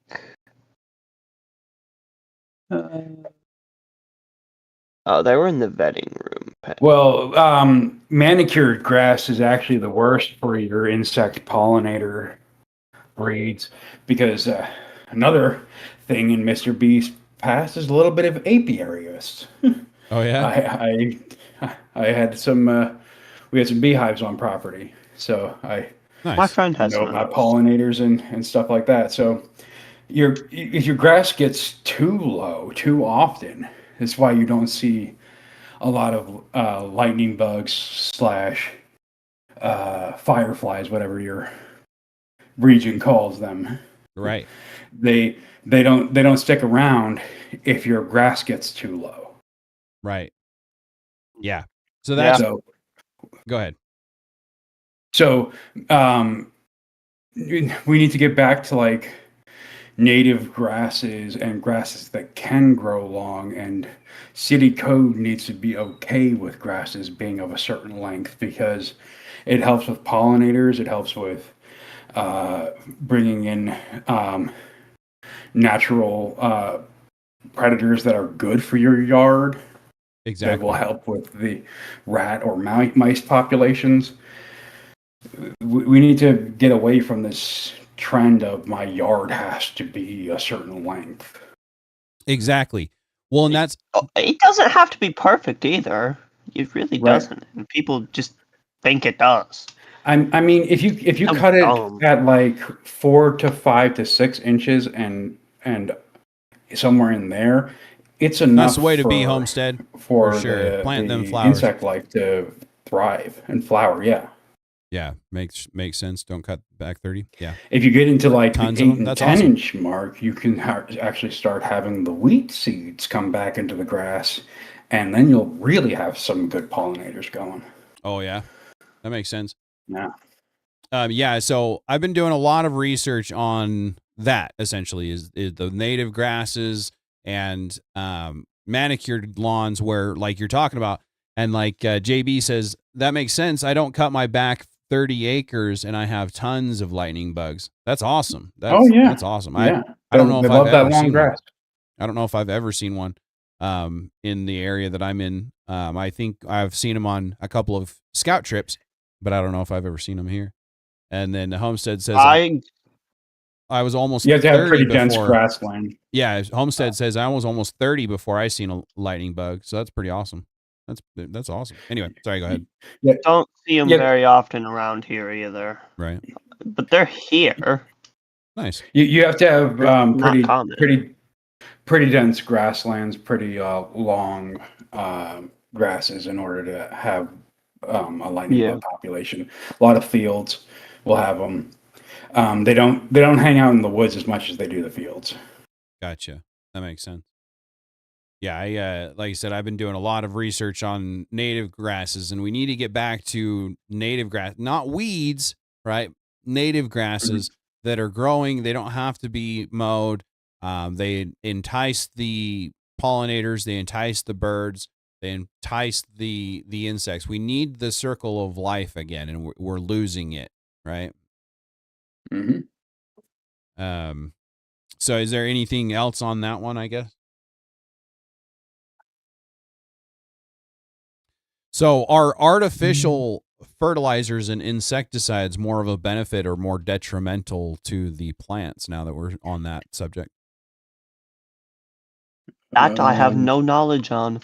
That's part of the reason why I wanted to bring it up, is because there's a lot of people that don't really understand what Roundup is, what these other insecticides and fertilizers and things like that, what they actually contain and what they're doing to the plants and the land as they're being utilized. So do you have anything on that? There you go. We never used anything other than the natural stuff and never had any problems on our farm. That's awesome. So that's the thing is using natural stuff, you shouldn't have any problem, really. Right. It's when you start getting into the Roundup and the other chemicals that are then compounding in your soil. So the biggest thing about Roundup is I'm pretty sure they're still using the same chemical as they did in Agent Orange. Do you know anything about that one on that? The Agent Orange. Mm-hmm. Do you know if they're still using the same chemicals? I have no idea. I haven't been on the farm in 5 years, so I couldn't tell you. That's fair. So that was my understanding the last I'd heard, and they could have changed their formula again, but back when Agent Orange was being hit hard, they just kind of changed the name of it, and it still became Roundup, basically. So Roundup is, and if you don't know about Agent Orange, there's a big lawsuit with Agent Orange from Vietnam, right? So what we were using Agent Orange for in Vietnam was to thin out the triple canopy. So in Vietnam, and you might know more about this bee than I do, but in Vietnam War, they had a triple canopy. So it was black in the forest. They couldn't see anything. And the Viet Cong had their eyes attuned to the darkness. So they were able to see us. We weren't able to see them. And so we started spraying Agent Orange onto the Viet Cong forests to thin that triple canopy so that the light could make it through so that we could see what was going on. But in so doing, we sprayed our own military and their military with a chemical that ended up causing a lot of issues. And there's many Vietnam veterans that have lung issues because of it. Oh yeah, horrific tumors because of it. Horrific tumors. Yeah, I heard of that. That's pretty bad. Yeah. So unless they've changed the formula again, it is what Roundup is essentially. So I want to bring attention to that whenever I can, because we want to be attentive to the chemicals that we use on our plants and our lands. Insecticides are a big one. So insecticides are killing off our bees, or unaliving our bees, right? And our bees, like Bee had talked about, is one of our biggest pollinators, right? And so even fungicides are a detriment to some bees. And so we have to be, again, attentive to those chemicals that we're using. Do you have anything on that, Bee? I think I might have interrupted you. No, I'm just trying to remember what all our main pollinators are. Oh, that's fair. There's bees, and butterflies, flies, and lightning bugs are some of them. Hummingbirds. But like, if you kill off the bees in the U.S., it doesn't just like affect honey. Oh no, we won't have honey. Vegetables stop growing without pollinators. Correct. Fruits stop growing. Plants stop growing. Like, it's the cross-pollination and pollinating process is how everything blooms and everything buds. Without pollinators, our vegetation ceases to exist. Yeah. Well, and it's like I think it was Beatrix that was saying that she had a cold snap and it ended all of her potential of her fruit. If we don't have pollinators, that never changes. You know what I mean? That is constant like that. And where I have gone out and I've pollinated my own things because I don't see many bumblebees anymore, right? Wasps are a little bit of a pollinator, but they're not as much of a pollinator as the bumblebee was or is. And you don't see them nearly as much. I hate wasps. Yeah. The little demons with wings, basically. And JB says ants play a huge role too. I'm assuming of pollinators, which would make sense. And again, something that we kill off, like we unalive as fast as we can, right? No one likes ants. And bats are another one that are a huge pollinator. People don't realize that their guano, you know, they carry seeds hundreds of miles and pollinate and fertilize and all sorts of stuff, and we don't think about them. We don't care about bats. No one likes to see bats, and so like turbines, for example, they're unaliving bats at hundreds of thousands to millions of them a year, and nobody talks about it because it's something that we don't care about. But in reality, we really need to be caring about it because it is such a pivotal thing to the circle of life. Oh, the locust effect, if bats stopped existing, would be insane. Oh yeah, it's a good point because they hunt a lot of locusts. Homestead in here said, "Does neem oil kill the bees?" That's fine. I was just highlighting neem that. oil is a great insecticide. It's low toxicity to bees and pollinators, not no toxicity. But as long as you're like misting your vegetables or your fruit trees and you're not like really globbing it on there, they should be just fine. Nice. It's direct contact with bees or pollinators that causes an issue with neem oil. All right, on. That's good to know. Appreciate the question, Homestead, and the information, B. Yep. Yeah. So again, we need to get back to natural products that insecticides, fertilizers. We need to get back to composting. We need to get back to using tallow for our cooking instead of the seed oils that were originally used for motor oil. And then when it didn't lubricate well enough, they started selling it to people. And that's where we get our seed oils from. But I think olive oil is pretty much toxic to us.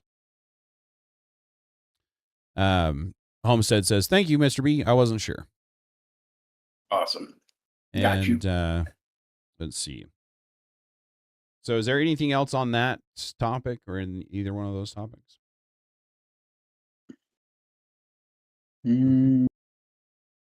So, since you guys don't have animals, I'm assuming you don't have any information on the moldy hay, but do you have any? We have chickens. Do you have chickens?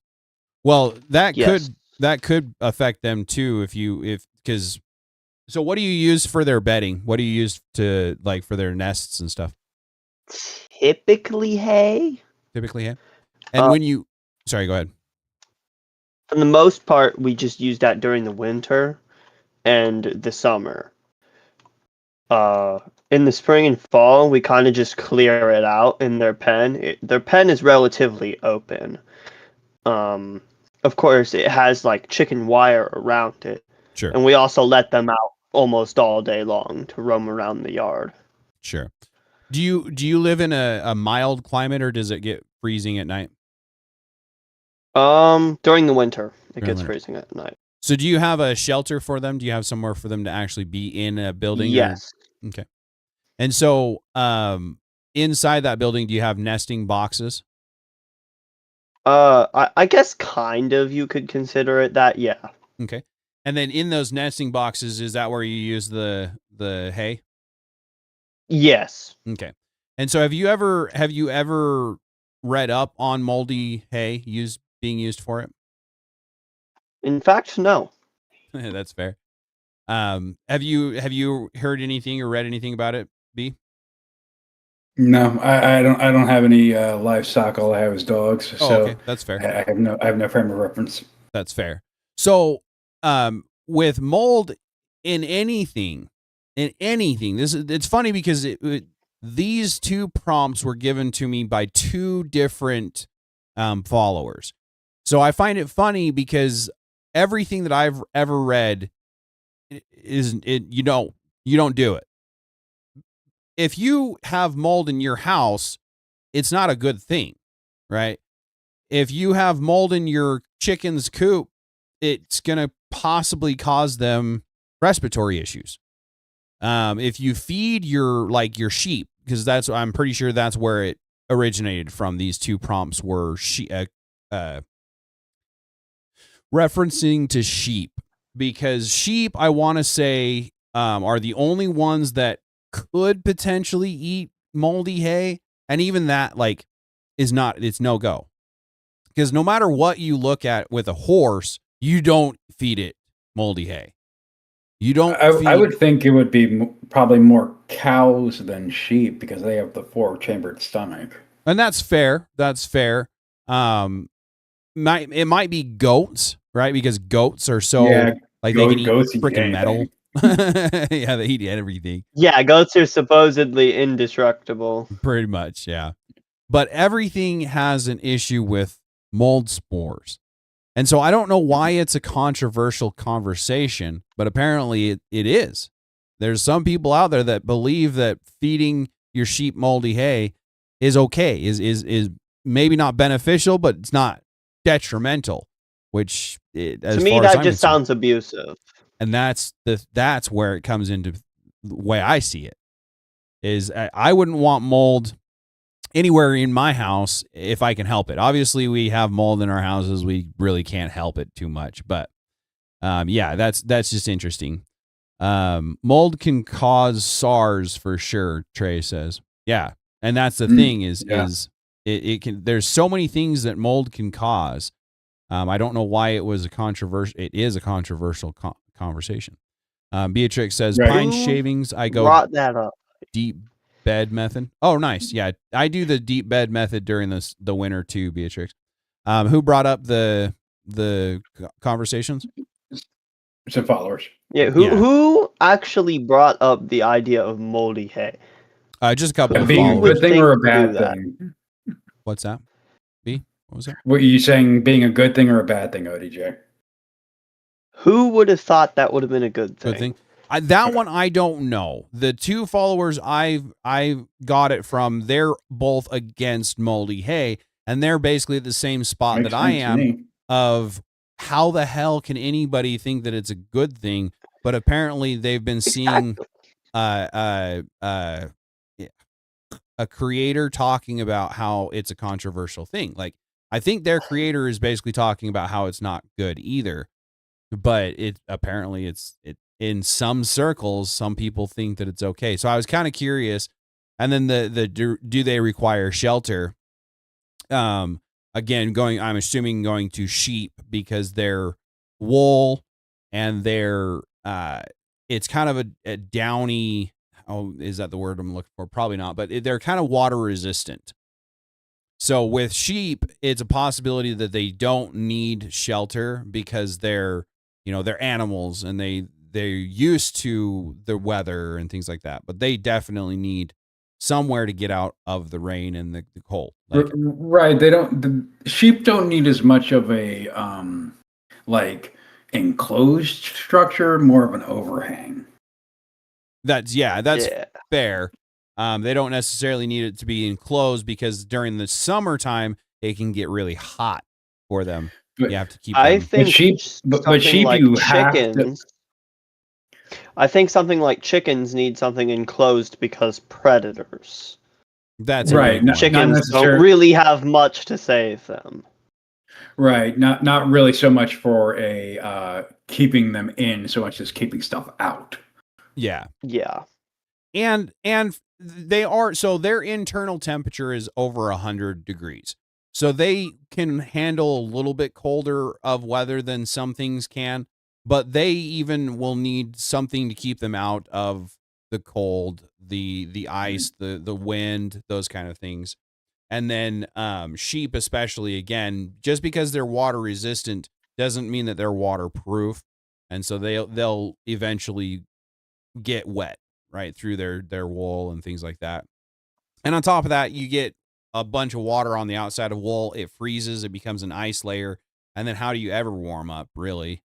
So that's an interesting thing. Well, I would think at least the ice would block it from wind, right? And that's possible. It's kind of like an igloo at that point in time. The igloos were, I mean, a way of. I don't really know if we could really figure that out for sure unless you tried it. Right? Yeah, I wouldn't want to do that. Kind of Yeah. mean, I think. But as an Eagle Scout, I did a couple of Klondikes, and in those Klondikes, we built snow caves, and like the igloos, they actually keep you warm. It was like 3 tea lights is all you could use, and it would keep it above freezing. It'd keep you warm. You tried to use a tent, and your boots would freeze unless you slept on them. I made that mistake the first year that I went on a Klondike, and then the second year I was like, I ain't doing that shit again. And I built an igloo and slept in it. They're pretty fun, actually. Not gonna lie. I've never seen an igloo in person. Oh, really? That's fair. I just don't live up north. Well, that's fair. I don't live up north per se, but we might have gone up north for the scout trip. I can't remember for sure. The most snow I've ever seen was like maybe 8 inches. Yeah, that's not fair. enough. Yeah, that's not enough. All right, on Beatrix. Yeah, that's exactly it. They can handle the cold, but just not the wet. Yeah, and the other As thing, much as I hate the idea of doing something like shoveling snow, I still want to see more snow than 8 inches. Yeah, don't use a heat source, or else they get used to it. It's fun and entertaining until it's not. Right? Yeah, exactly. But the other thing that's interesting about sheep is that you have to shear them or they will die from the weight of their wool. Right. It just keeps growing. Yeah. Yeah, it's freaking wild, man. I had sheep for a little while, and then the people that I was keeping them with, they ended up moving, and so I just sold them to them so that they could, because I didn't have anywhere to put them, and I didn't have the money to make pens and stuff. But sheep are good. I like sheep a lot. In fact, oh man, now that I'm thinking about it, there's a little clip that one of my followers shared with me that I want to share on stream. I need to remember on Sunday. Freaking funny, but it's about sheep. Anyway, JB says, just keep the chickens in a dry coop when cold, plenty of straw, and don't use a heat source. Yeah, especially the heat source, because they'll get used to it. That's exactly what we do. Yeah. That's exactly what we do. It works really well. Yeah. Yeah. They're durable. They just, if you use a heat source, then they get used to the heat source, and then one night the power goes out or something like that, and then it drops really fast, and they can't regulate it fast enough, kind of a thing. Trey says, they say life is all about surface area and thermal regulation. 'Tis why bunnies have long ears and chickens have naked legs. Interesting. That's funny. All right, so we talked about, was there anything else on those topics, feeding animals moldy hay, or do they require shelter? Nope. No, I'm no expert in the area, so I don't have anything more to add. You're good. Like I said, it's I thought it was a no-brainer. I really did. When I got into animals in general, mold, again, when you're talking about mold, the spores of mold get into your lungs. And then when your lungs get something foreign in them, it encapsulates that. And the more encapsulated particles you get in your lungs, the more problems you have. Pneumonia, and then cancers and all sorts of stuff start forming. So why would it be any different for animals? That one has never made sense to me. Why it would even be a controversial thing. And then requiring shelter yet again. Now, if you're in a mild climate, I'm not in a mild climate, so I don't know. I have the 4 seasons, and some winters are brutal. Like when I was out in the oil field at one time, it was -40 out in the patch. So definitely needed shelter in those conditions. That's some cold stuff. Yeah.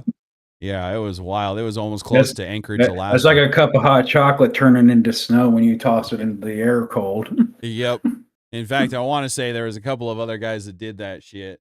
I wasn't like that, but yeah. I think the lowest I've seen was maybe 9 degrees here in North Carolina. North Carolina. Yeah, I was in North Dakota for one winter, and I think it was that same winter. In fact, I want to say it got to negative almost 60. I think it was as close to Anchorage, Alaska as you could possibly get without being in Anchorage, Alaska. That was the last time I went there. I was like, yeah, I ain't doing that shit. I've seen close to that in Germany. I think it was negative 30. Oh, really? Holy cow. Yeah, Germany would be an interesting one for sure. JB says negative 40. No, thank you. Yeah, it was brutal. I have a pretty good beard, and I just let my beard grow, and it got really poofy and really big. And then I just put up my hood of my hoodie, and it would just like seal it all off, and it would keep me warm. It was pretty awesome. But then I grow icicles and shit off my beard. It was wild. Hardwire says I worked an oil rig when I was younger, was nearly unalived when I was 24. No one then decided to find a new profession. Oh, I then decided to find a new profession. I don't blame you. So I was very grateful for the company that I worked for in the oil field. It was a third-party company. I did not have to be on the rigs. So as things got dangerous, I could just leave. Otherwise, I wouldn't have worked in the oil field. I got down there and saw the deaths and stuff, and I was like, nah, I'm good. I don't want to deal with that. Yeah, those are some tough dudes. Oh, yeah. Explain to me what happens in the oil field. So there's a lot that happens in the oil field. Basically, what it is they're drilling for oil. You understand that, right? Yes. Okay. So you have to go down miles into the earth to get oil, and so they'll set up the drilling rigs, and they're extensive. They're like a city that gets traveled around. There's living quarters. Sometimes there's freaking a catered camp, all sorts of stuff. And basically what will, in a kind of a gist of it, when you're drilling into the surface, there's going to be all sorts of different kinds of hazards. So like, for example, they'll take a kick. And what a kick is when they hit a pocket of gaseous gas, right? There's fuel, which is an oil, a solid fluid. There we go. And then there's gaseous gas, and like H2S. I don't know if you've ever heard of H2S, and we'll kind of get into that. No. But long story short, when they hit a pocket of gas, that will push back on the rig, and it will actually sometimes force the drilling pipe out of the hole. I've seen some safety videos where it was just snaking up out of the hole. It had so much pressure and going miles away from the rig when it landed. So what'll happen is they'll take when they're drilling, they're pumping water down into the hole to lubricate their drill so that the drill lasts as long as possible. And as that mud gets thicker, that was my job, is we de-watered the mud and allowed them to reuse the water. But when they would take a kick, they would triple or quadruple the thickness of the mud, and they called it a pill. And they just pumped that thick ass mud as fast as possible, as much as they could, and just encapsulate that pocket of gas, and so that they could slowly tap into that thick mud. And there was one time I saw, so we provided shakers and stuff, and as the mud would come up out of the hole, it would go over across those shakers and take out some of the mud, and it was on fire. The gas was coming up through it, and those shakers were literally on fire. And so I left pretty shortly after that, but we also provided what was known as flare igniters, and they were in flare stacks.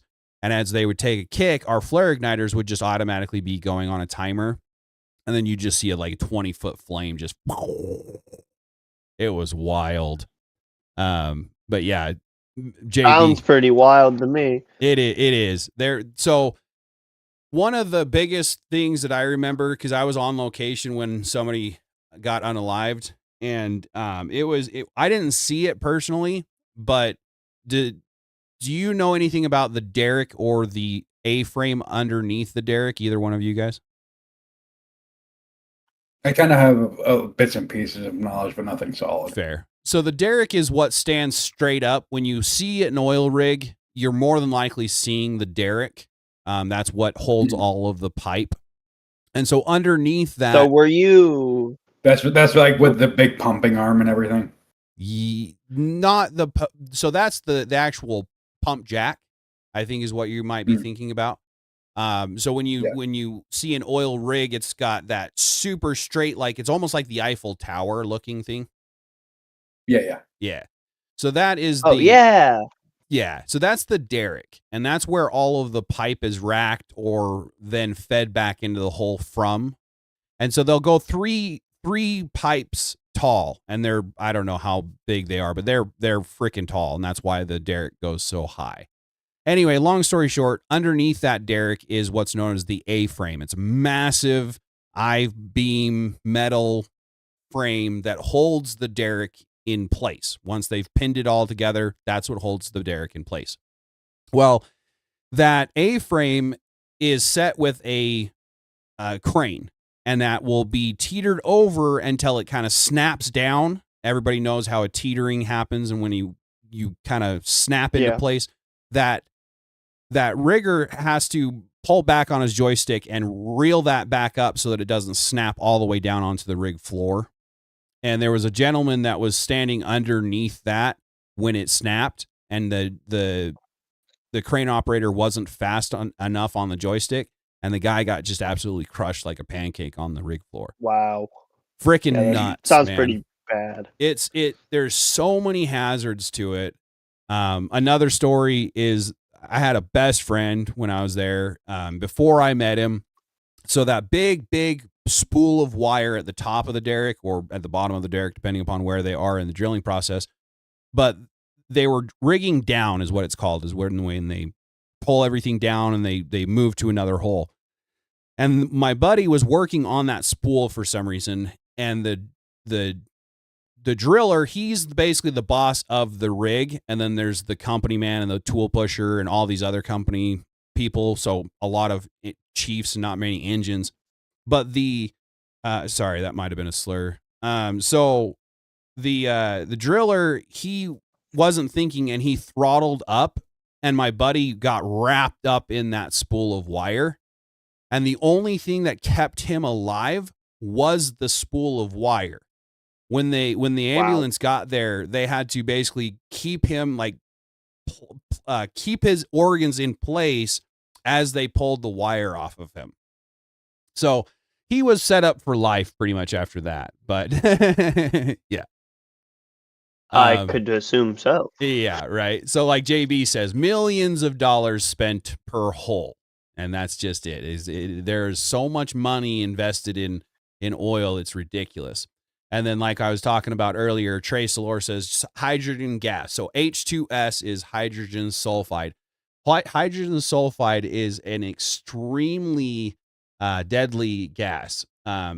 If you smell rotten eggs, it's because it's killing your sense of smell and you're just about to pass away. It is extremely dangerous. I had a buddy that was a welder, and he went into a hole and was welding in that hole.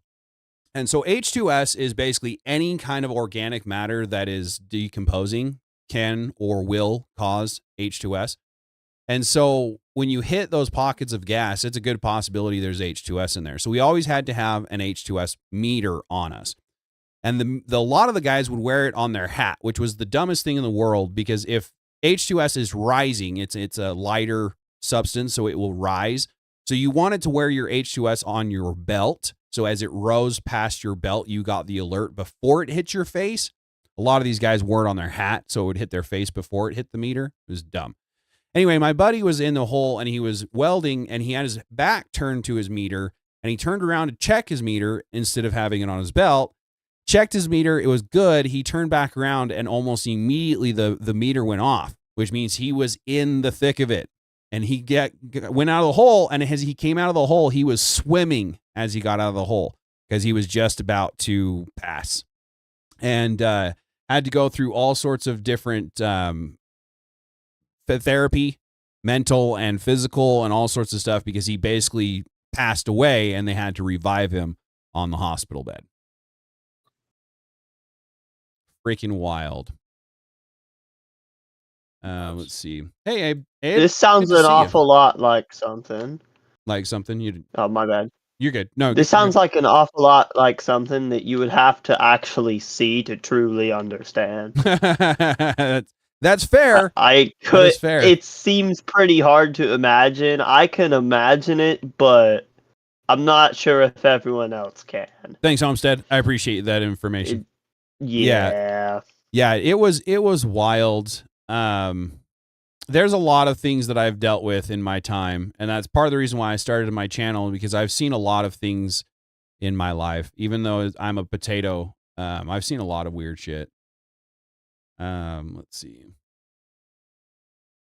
Homestead. The small rigs are called riglets, like piglets. That's funny. Yeah, those what are they called? Oh, there is a name for the little rigs. I can't remember exactly what they're called, but they go out and they re-tap the wells. And that's the other thing, is we are made to believe that oil is a source that can be done away with. Like, we can use it to the point where it goes away. And I don't believe that. I believe that it is an actual renewable resource. And every time that we need it, we go back and we just re-tap a well that we've capped off because it's reproduced the oil. I could imagine it would reproduce if it's based on what it's made of. I can assume it just keeps coming. Yeah. The biggest as long as things keep living up here, I could assume it just keeps growing down there. That's the biggest misnomer, is that it is a fossil fuel. It doesn't come from fossils. It does come from things decaying. Correct. But it doesn't come from fossils. Yeah.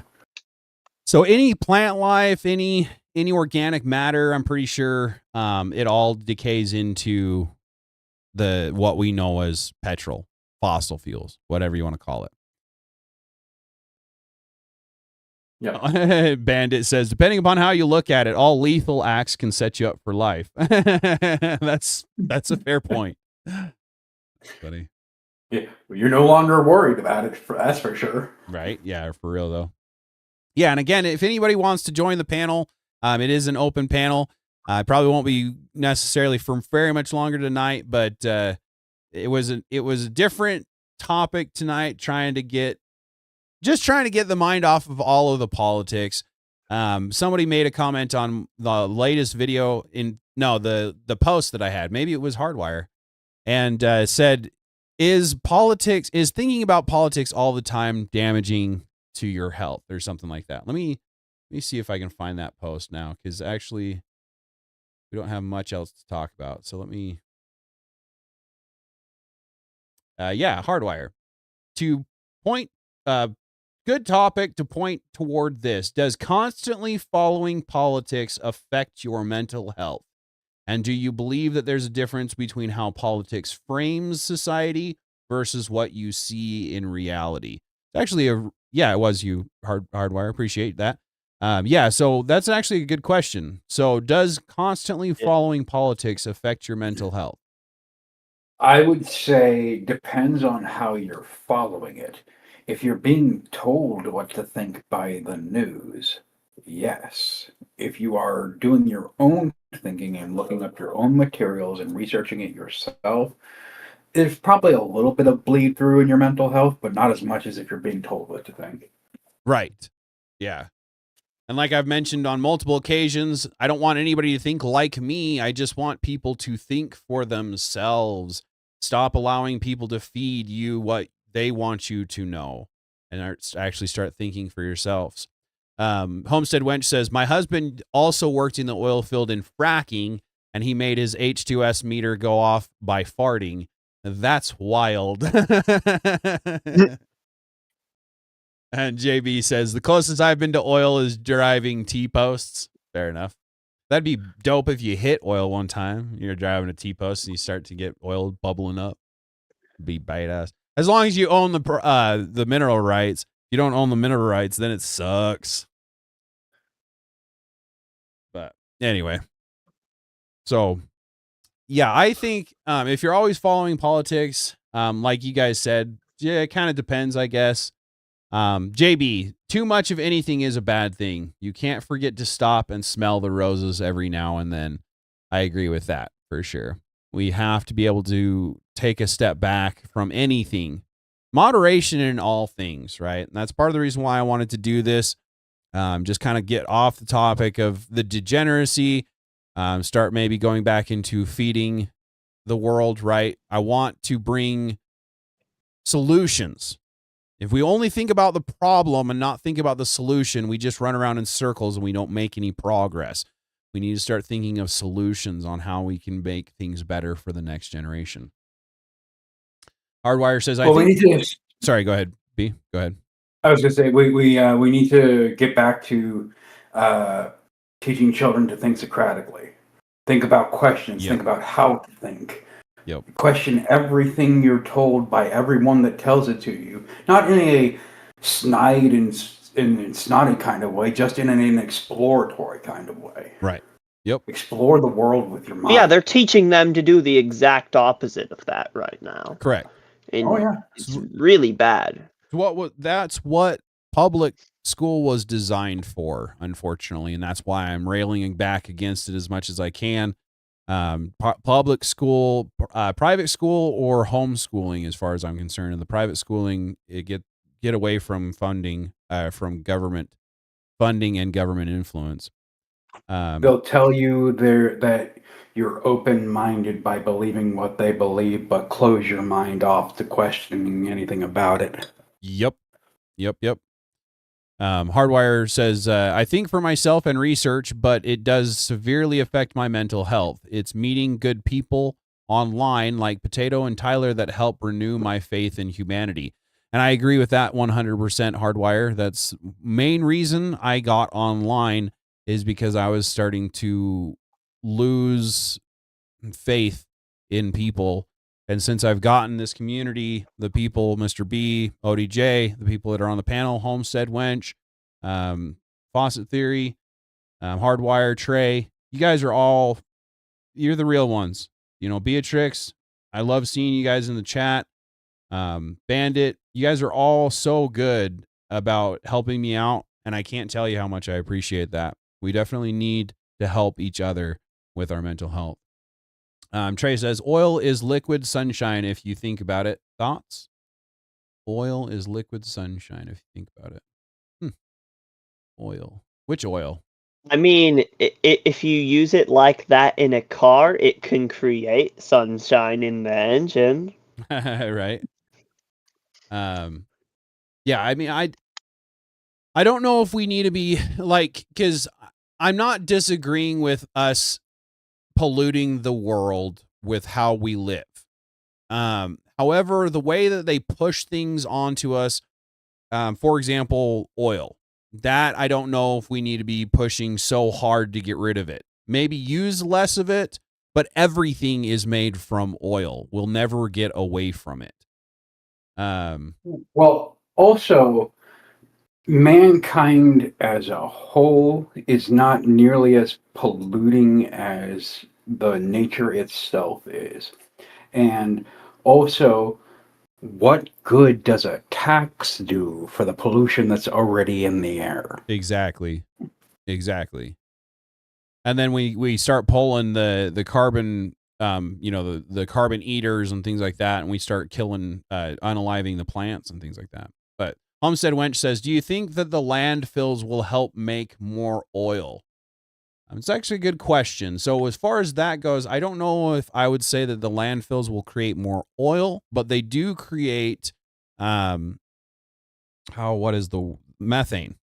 They do create burnable gases that we could be utilizing if we were to do it the right way. I'm pretty sure the biogas digester, one of the last of the videos before I turned to politics, was on the biogas digester, and the biogas digester would be something that would make landfills somewhat obsolete and actually utilize all of that hydrogen or the methane for burnable gas in the town or something like that. If we were to make a big enough biogas digester, for example, so where it wouldn't I don't know for sure if it makes more oil. Being in the oil field like I was, I'm not completely sure on that one. Do you know anything on that, D or ODJ? No. I didn't really figure. So it's funny because oil. So I just got a diesel truck and never bought a diesel before. And so when I bought this one, I was used to a gasser, and I drove down the road and looked up at the gas station price and almost shat myself, because diesel is the bottom of the barrel, right? When they collect crude oil, they skim off the top, and that is jet fuel. Then they skim off the next layer, and that's like 98% or whatever. And then they mix that with right below that, which is right above diesel. And that then becomes the mixtures of the 80%, 87%, whatever that you get at the pump. But then you get to the very bottom. Really? Yeah. Yeah. Wow. Yep. And then you get to the very bottom of the barrel, and that is diesel. That is what they use for diesel fuel right before oil. So how crude oil is processed, that's how they pull off that. And so that's actually very interesting. I'm glad I would never have imagined that. Yep. I really wouldn't. Yep, that's how. Go ahead, B. Depending on the truck, I bet you got more miles per gallon out of your diesel than you would a standard other truck. I do, yeah. And in fact, the truck I just had like a eco where it would kick into 4 cylinders when it would go be downhill and stuff. And I still get those better. are known to fail. That's not surprising. The constant deactivating lifters. Was it a GM truck or a Dodge truck? It was Dodge. Yeah, those lifters are known to fail. Better off getting rid of that. Yeah. I'm not a fan of Dodge. Unfortunately, that's what I have again because it's the cheaper of the vehicles. But I'm not a big fan of Dodge. When I was in the oil field, I was driving around a oil field truck with one of the, what is they called? The tool beds. They've got those big box beds, and that truck had gone through 5 transmissions before they finally retired it. Ugh. Yeah, dude, I can't even imagine paying that much for a truck, even if it is a work truck. Freaking wild. I mean, if it works, it works. Right. Well, the thing that sucks right now is like trucks are popular, so they're more expensive. Trucks were supposed to be like the thing the working man affords. Right. They're like $85,000 for a new truck right now. Yeah, and that's the thing is because they're in such demand by the executives, by the secretaries, by the doctors, by the people that don't need them for work, they've skyrocketed the price, and then the people that do need them for work, like myself, can barely afford it. And we get the bottom of the barrel and we just run the shit out of it until the wheels fall off practically, That's why you don't get a new one anymore. Pretty much. Try to find a lower mileage used one from like 20 years ago. Yeah. It's your old in my opinion, 1990s F-150 or S10. In my opinion, the best reliability out of a car with newer features would have come about 20 years ago now. That's fair. JB says, I've heard manufacturing diesel loses a lot of other chemicals that produce plastics, etc. That's why diesel is high. That actually explains it a little bit better. Whether that's it or not, who knows? Wait, though. What's that? The prices of diesel in Europe are way cheaper than even gas in Europe. Oh, that's not surprising. It used to be that way here. Back when diesel cars were a thing, it was because the diesel was so much less. for the I gallon. so wish they would make diesel cars again. The I old know, diesel Jackrabbit used to get like 85 miles to the gallon. Yeah, dude. Yeah, and Can we have diesel cars again? Can we have diesel cheaper than gas, please? Well, and that's the thing is we need to get back to the being cheaper than gas, and we need to get away from the DEF. I don't know how the diesel cars didn't produce the smoke and they didn't have the DEF, but now you like, for example, my truck, you know, it's new, and so it has that DEF tank, and DEF is almost $5 a gallon. That DEF tank is about a 5.5 gallon tank. So you're looking at like freaking DEF 30 is bucks. bad. Yeah, and it's bad for your engine too. It crystallizes in your engine and ruins your engine, ruins your lifters, ruins your everything, I guess. It's horrible for the engine. Yeah, from what I'm hearing about it, it's horrible, and I didn't really do much. I wasn't planning on buying a diesel when I bought the diesel. It was just a spur of the moment thing. I had a car and a truck. The car was dying. The truck was a Dodge, so the transmission was just a matter of time. And so I was like, I need to get rid of it. And so I traded it in, and this was the best deal that I could get. And they didn't have a vehicle on the lot. This one was going through the shop, so I shouldn't have got it without test driving it first. But I'm not necessarily regretting the purchase because it is a good truck. It's just diesel, and the fact that they've made the DEF a law. Because again, if you didn't have to have the DEF, don't have to use DEF though, do you? Yeah, so it is law. If they catch you not using the DEF in the vehicles that have to have DEF, they'll probably fine you for it. I don't know exactly how the people that are older than DEF tanks were. I don't know how they're getting away with it. And I could, dude, I just wouldn't use DEF anyways if it was me. Right. Yeah, I'm starting to be tempted, but I don't know. According to what I've researched, it is law. But. What are they going to do? Just pull you over and randomly check your fuel tank just because they can? Well, no, they pop your hood. I think that's the least of their worries. Maybe fill it up for whenever you're getting inspected. Right. That's exactly what I would do. What did you say, B now? So what you need to do is you need to get yourself an old school military deuce and a half that runs off biodiesel. Seriously. It'll run off. Seriously. It'll run off anything. Yep. Biodiesel is actually decent. DEF, terrible. If you brew it right, it's great. Yeah. Yeah. I definitely want to I want to get a biodiesel setup somehow. But it's a ways off for sure. Bandit says, isn't DEF pig urine? I don't know. I wouldn't be surprised, unfortunately. But I just know that DEF is bad. Yeah. All I know is that it basically, it helps to crystallize the diesel smoke so that it doesn't come out as smoke. And so basically it crystallizes in your tank on the way through, from what I understand. Oh, Bandit says, depends upon where you are. So there are some places that it is pig urine. That would be wild. Do you have to legally use DEF in every state, or is it just like in your state?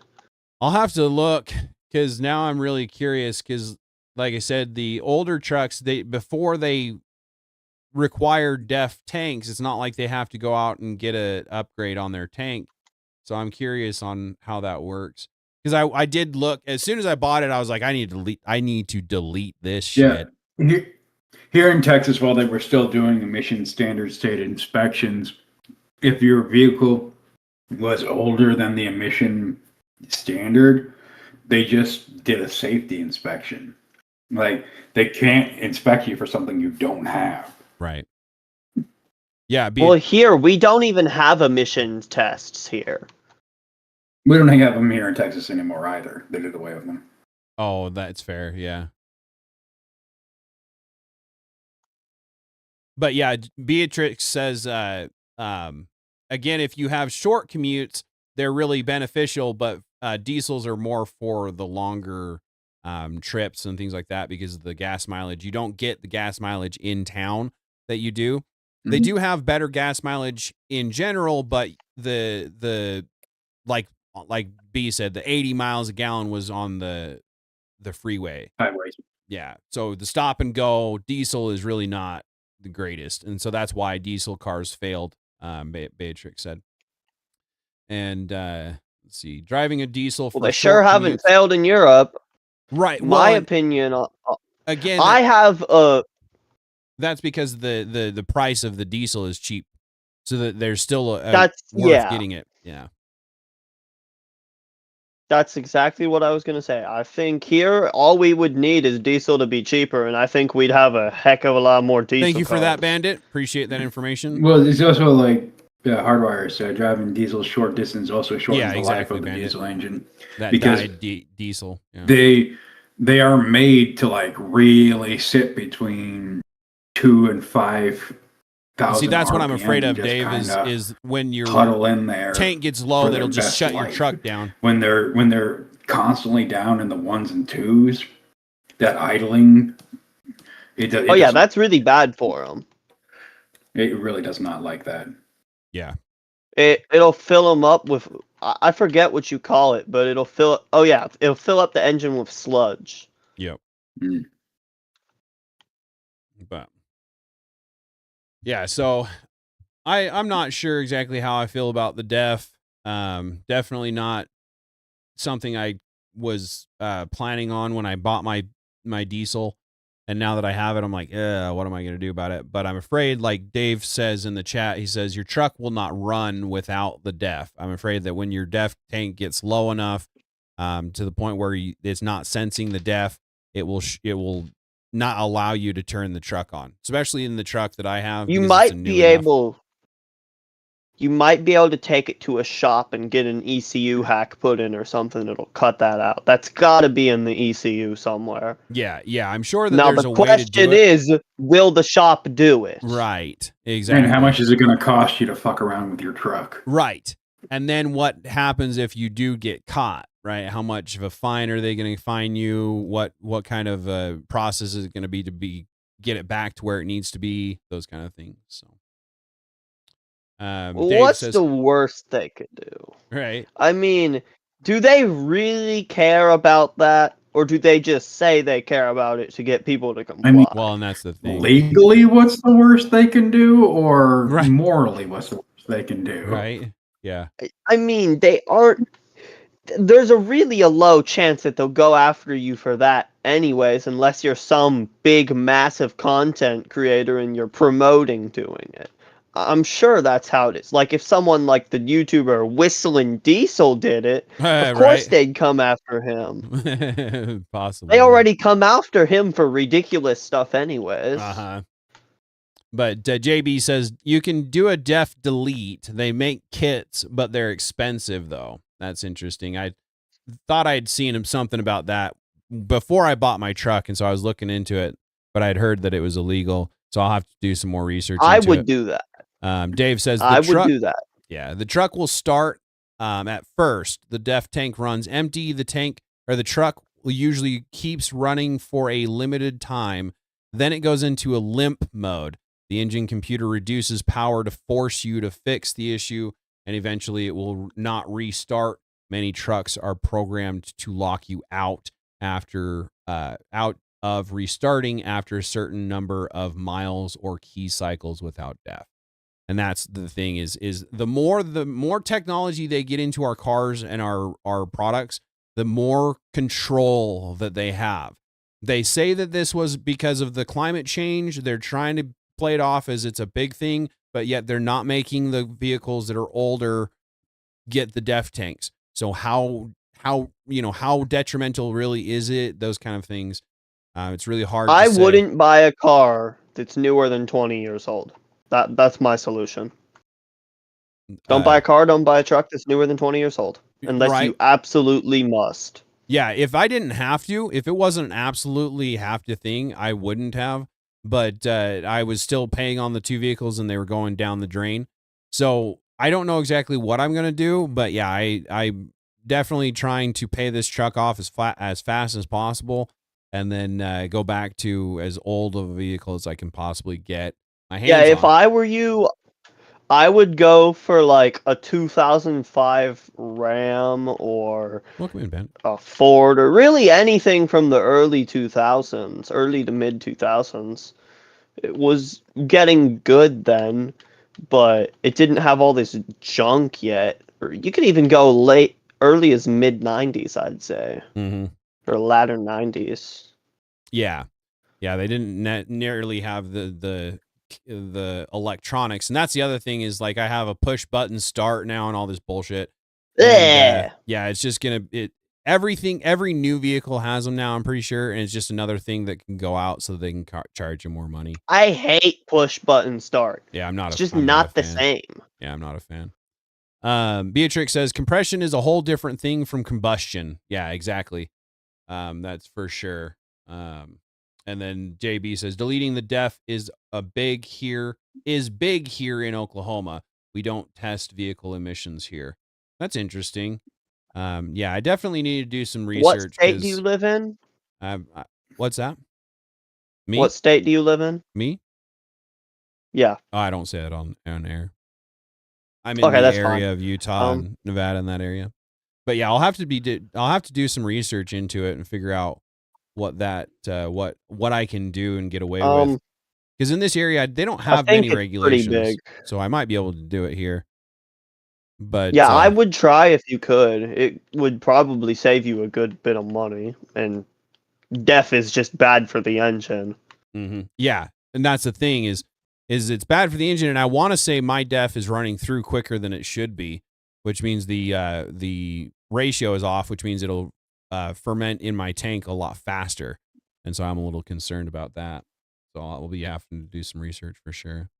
But Mr. B, 4-stroke engine sucks, squeeze, bang, blow, sucking in the fuel and air mixture, squeeze it till it's at optimum detonation pressure, bang, spark ignites and drops the cylinder down and then blow out exhaust. Yeah, 4-stroke I like 4-stroke. 2-stroke is wild. 2-stroke is it's crazy. Awesome for racing. Yeah, it's it awesome for racing. It's terrible for reliability. Correct. Exactly. Anything that it needs to be at high RPM for a short amount of time. Yeah. 2-stroke I think wild dirt for sure. bikes. Yeah. 2-stroke is awesome in dirt bikes. Yeah. But I wouldn't recommend it if you're not racing the dirt bike, because otherwise it's just going to be a maintenance hell pit. Oh yeah. But hey, so Bandit, welcome in, buddy. Do you have anything to say since you're the newest one in the panel? Well, yeah. So one of the things that I kind of thought about is listening to y'all was, I know it isn't going to be on your truck because it's diesel and they're supposed to run, but going into like the idea of technology screwing things up. Any of y'all ever had a vehicle that had that start-stop technology on there? You know, where it cuts off at a traffic light? Yeah, stop sign. Yeah, I had a Jeep Cherokee that did that, and I found the just perfect spot where I could keep my vehicle stopped, but I didn't push it enough to where that kicked in. It was obnoxious as shit, and I traded the vehicle in as fast as I could. But yeah, I've had that. Yeah, well, I think fortunately, you can get a delete.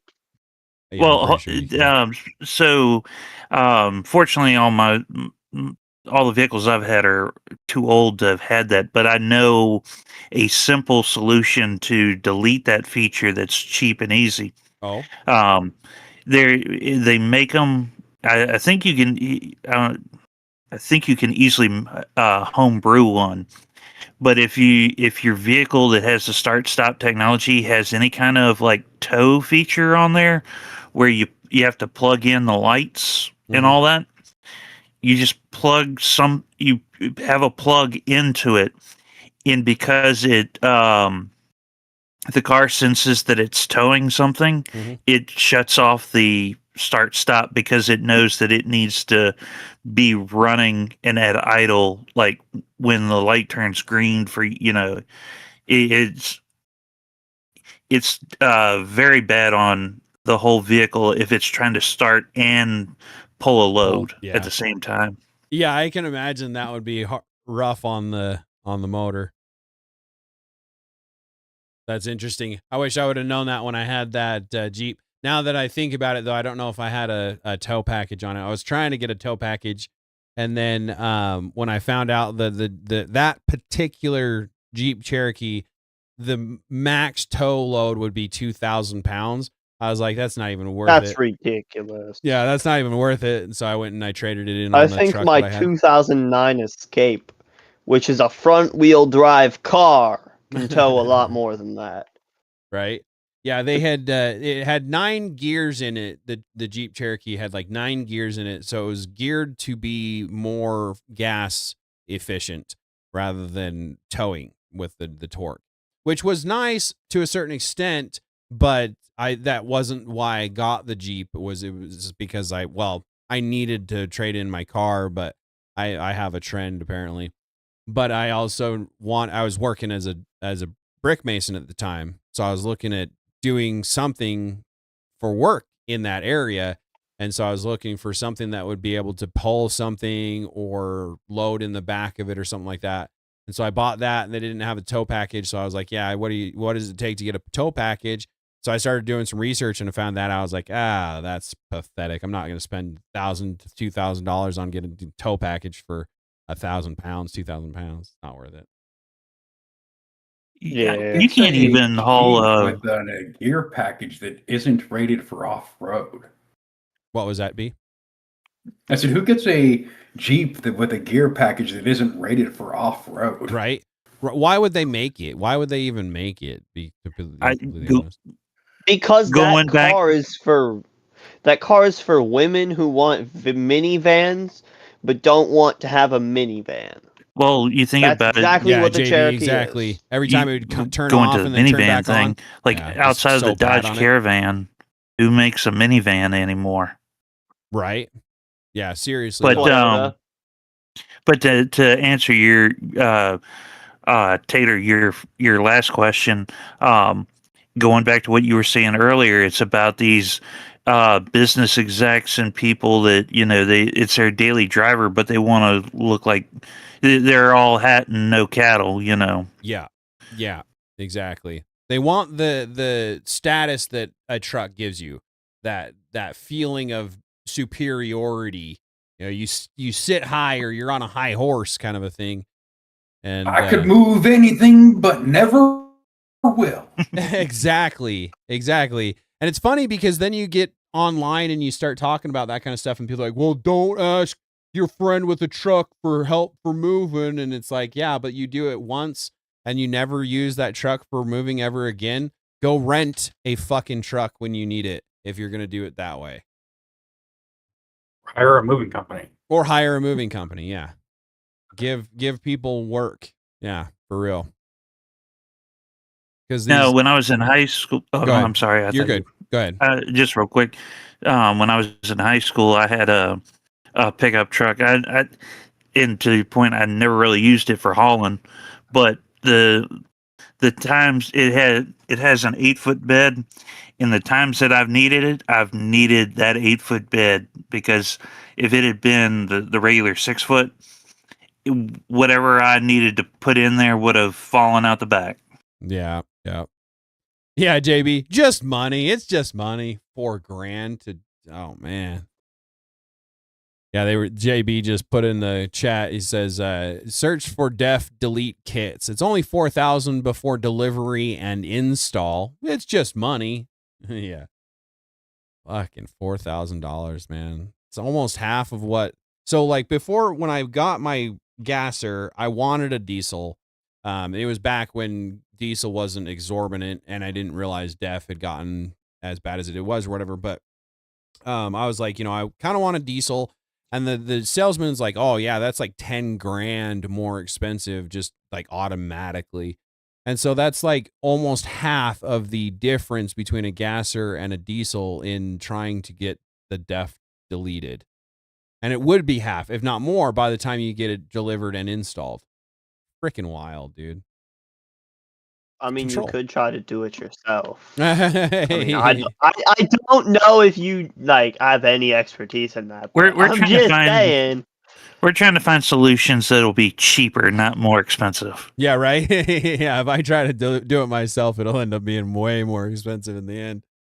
No, I get that, ODJ. So I'm actually fairly mechanically inclined. I used to work on all my vehicles before the motherboards and all the bullshit that they've got in them now.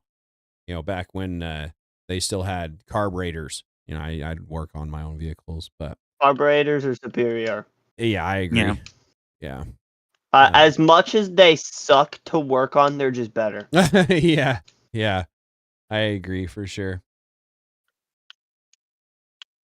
Beatrix says, I guess I'm too tired to be on here, so good night, y'all. Well, I appreciate the engagement and the time that we had with you. It's getting late anyway, so I hope you have a good night. God bless you. Yeah, Bandit, would you have anything else to say? No, I kind of finished up my thoughts. Okay. You're good. You're good. I just want to give you a chance to, because like I said, you kind of jumped on just as I was getting ready to wrap up, but I didn't want to say like, oh, I'm just about to wrap up. Too bad. You know, I want to give you the chance to talk. But yeah, I should probably get going. I have to be at work in the morning. Anybody else have anything else to say on the topics right now? Okay. I'll give you guys a chance to shout anything out that you want. We'll start up with ODJ. Do you have anything to shout out? Subscribe to Potato. I appreciate that, buddy. Was there anything else you wanted to say? Not really. Okay. Well, as always, buddy, I appreciate you coming up and giving me the content and the conversation. And you're always welcome back. And God bless you. All right. Goodbye. See you later. Goodbye, buddy. All right, Bandit. I'll give you the floor for a second. You got things that you want to shout out? Not really. The one thing I'll add on on top of what he said was not only subscribe but like. You save yourself from a life of sin being one of those in the chat. Right. I appreciate that. Yeah, guys, if you haven't liked the stream, please like, subscribe, share the stream out. We're getting to the end of the stream today, but these Thursday panels, I definitely want to get more people involved with. So, as always, you're always welcome back, Bandit, and I appreciate the content and the conversation. And you have yourself a blessed night, man. Y'all have a good night now. Good night. All right, and of course, Mr. B, as always, you give your shout outs. Yep, I've got 2 channels that I mainly post on. I've got my main music channel, which is King Crambler's AI Jambles, where I do a whole bunch of different genres of music. And this week is wrapping up the last of the Psalms being posted. 150 posts tomorrow on AI Psalms for the Everyday Man, where I take the Psalms and put them back in the acapella format. Nice. Heck yeah. Yeah, so again, if you guys haven't checked out those channels, good material, good music to listen to, especially the Psalms for the Everyday Man. And was there anything else that you wanted to say or anything like that? No, just like, comment, and subscribe to Tater. He's a good guy. Right on. I appreciate that, man. As always, I appreciate the mod that you do for my channel and the Discord. If the guys in the chat aren't part of the Discord, please join the Discord. The guys that are in there are phenomenal people. And as always, I appreciate you, and you have yourself a blessed night, man. You too, sir. Later. Thanks. All right, guys. So that wraps up the open panel. Hopefully we get some more people in. I know that there's a lot of things going on other channels and people streaming and things like that. So it is what it is. But I appreciate the engagement. You guys are the real ones for being here and sticking it through. And please take care of yourselves out there. Drop those comments if you'd like, subscribe, share. And if I'm entertaining, contemplate donating. I'd appreciate it greatly. Remember those Second Amendment rights within the United States and keep them handy. Your response time will always be faster than that of the police, and I want to keep you all around. Those outside of the United States, please stop giving up your rights any way that you can. You're important, and I want to keep you around as well. So please take care of yourselves out there. And as always, the Potato signing off. God, Christ is God. I don't know why I keep forgetting that. Christ is God, guys. King of Kings, always will be. And you could be anywhere else in the world, but you are here with me through this travesty of an episode. So thank you very much. And the potato signing off.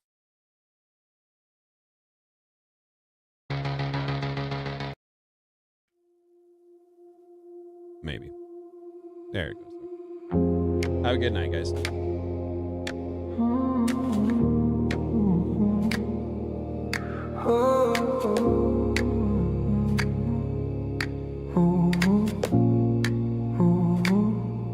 They paint the sky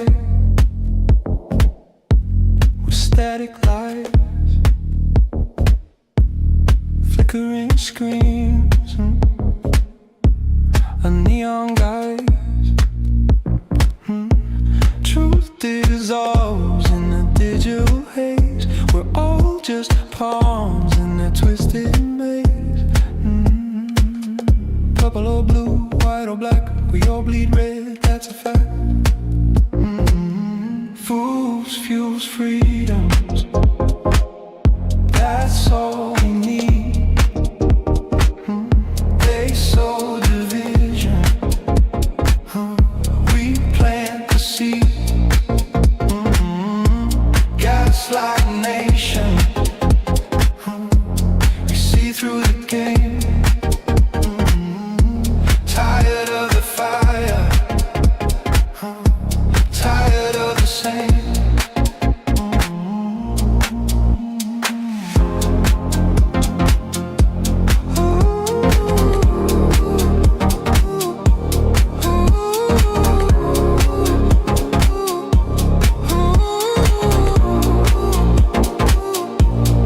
Hungry minds with empty plates, they serve us fear, they call it fate. We're breaking chains.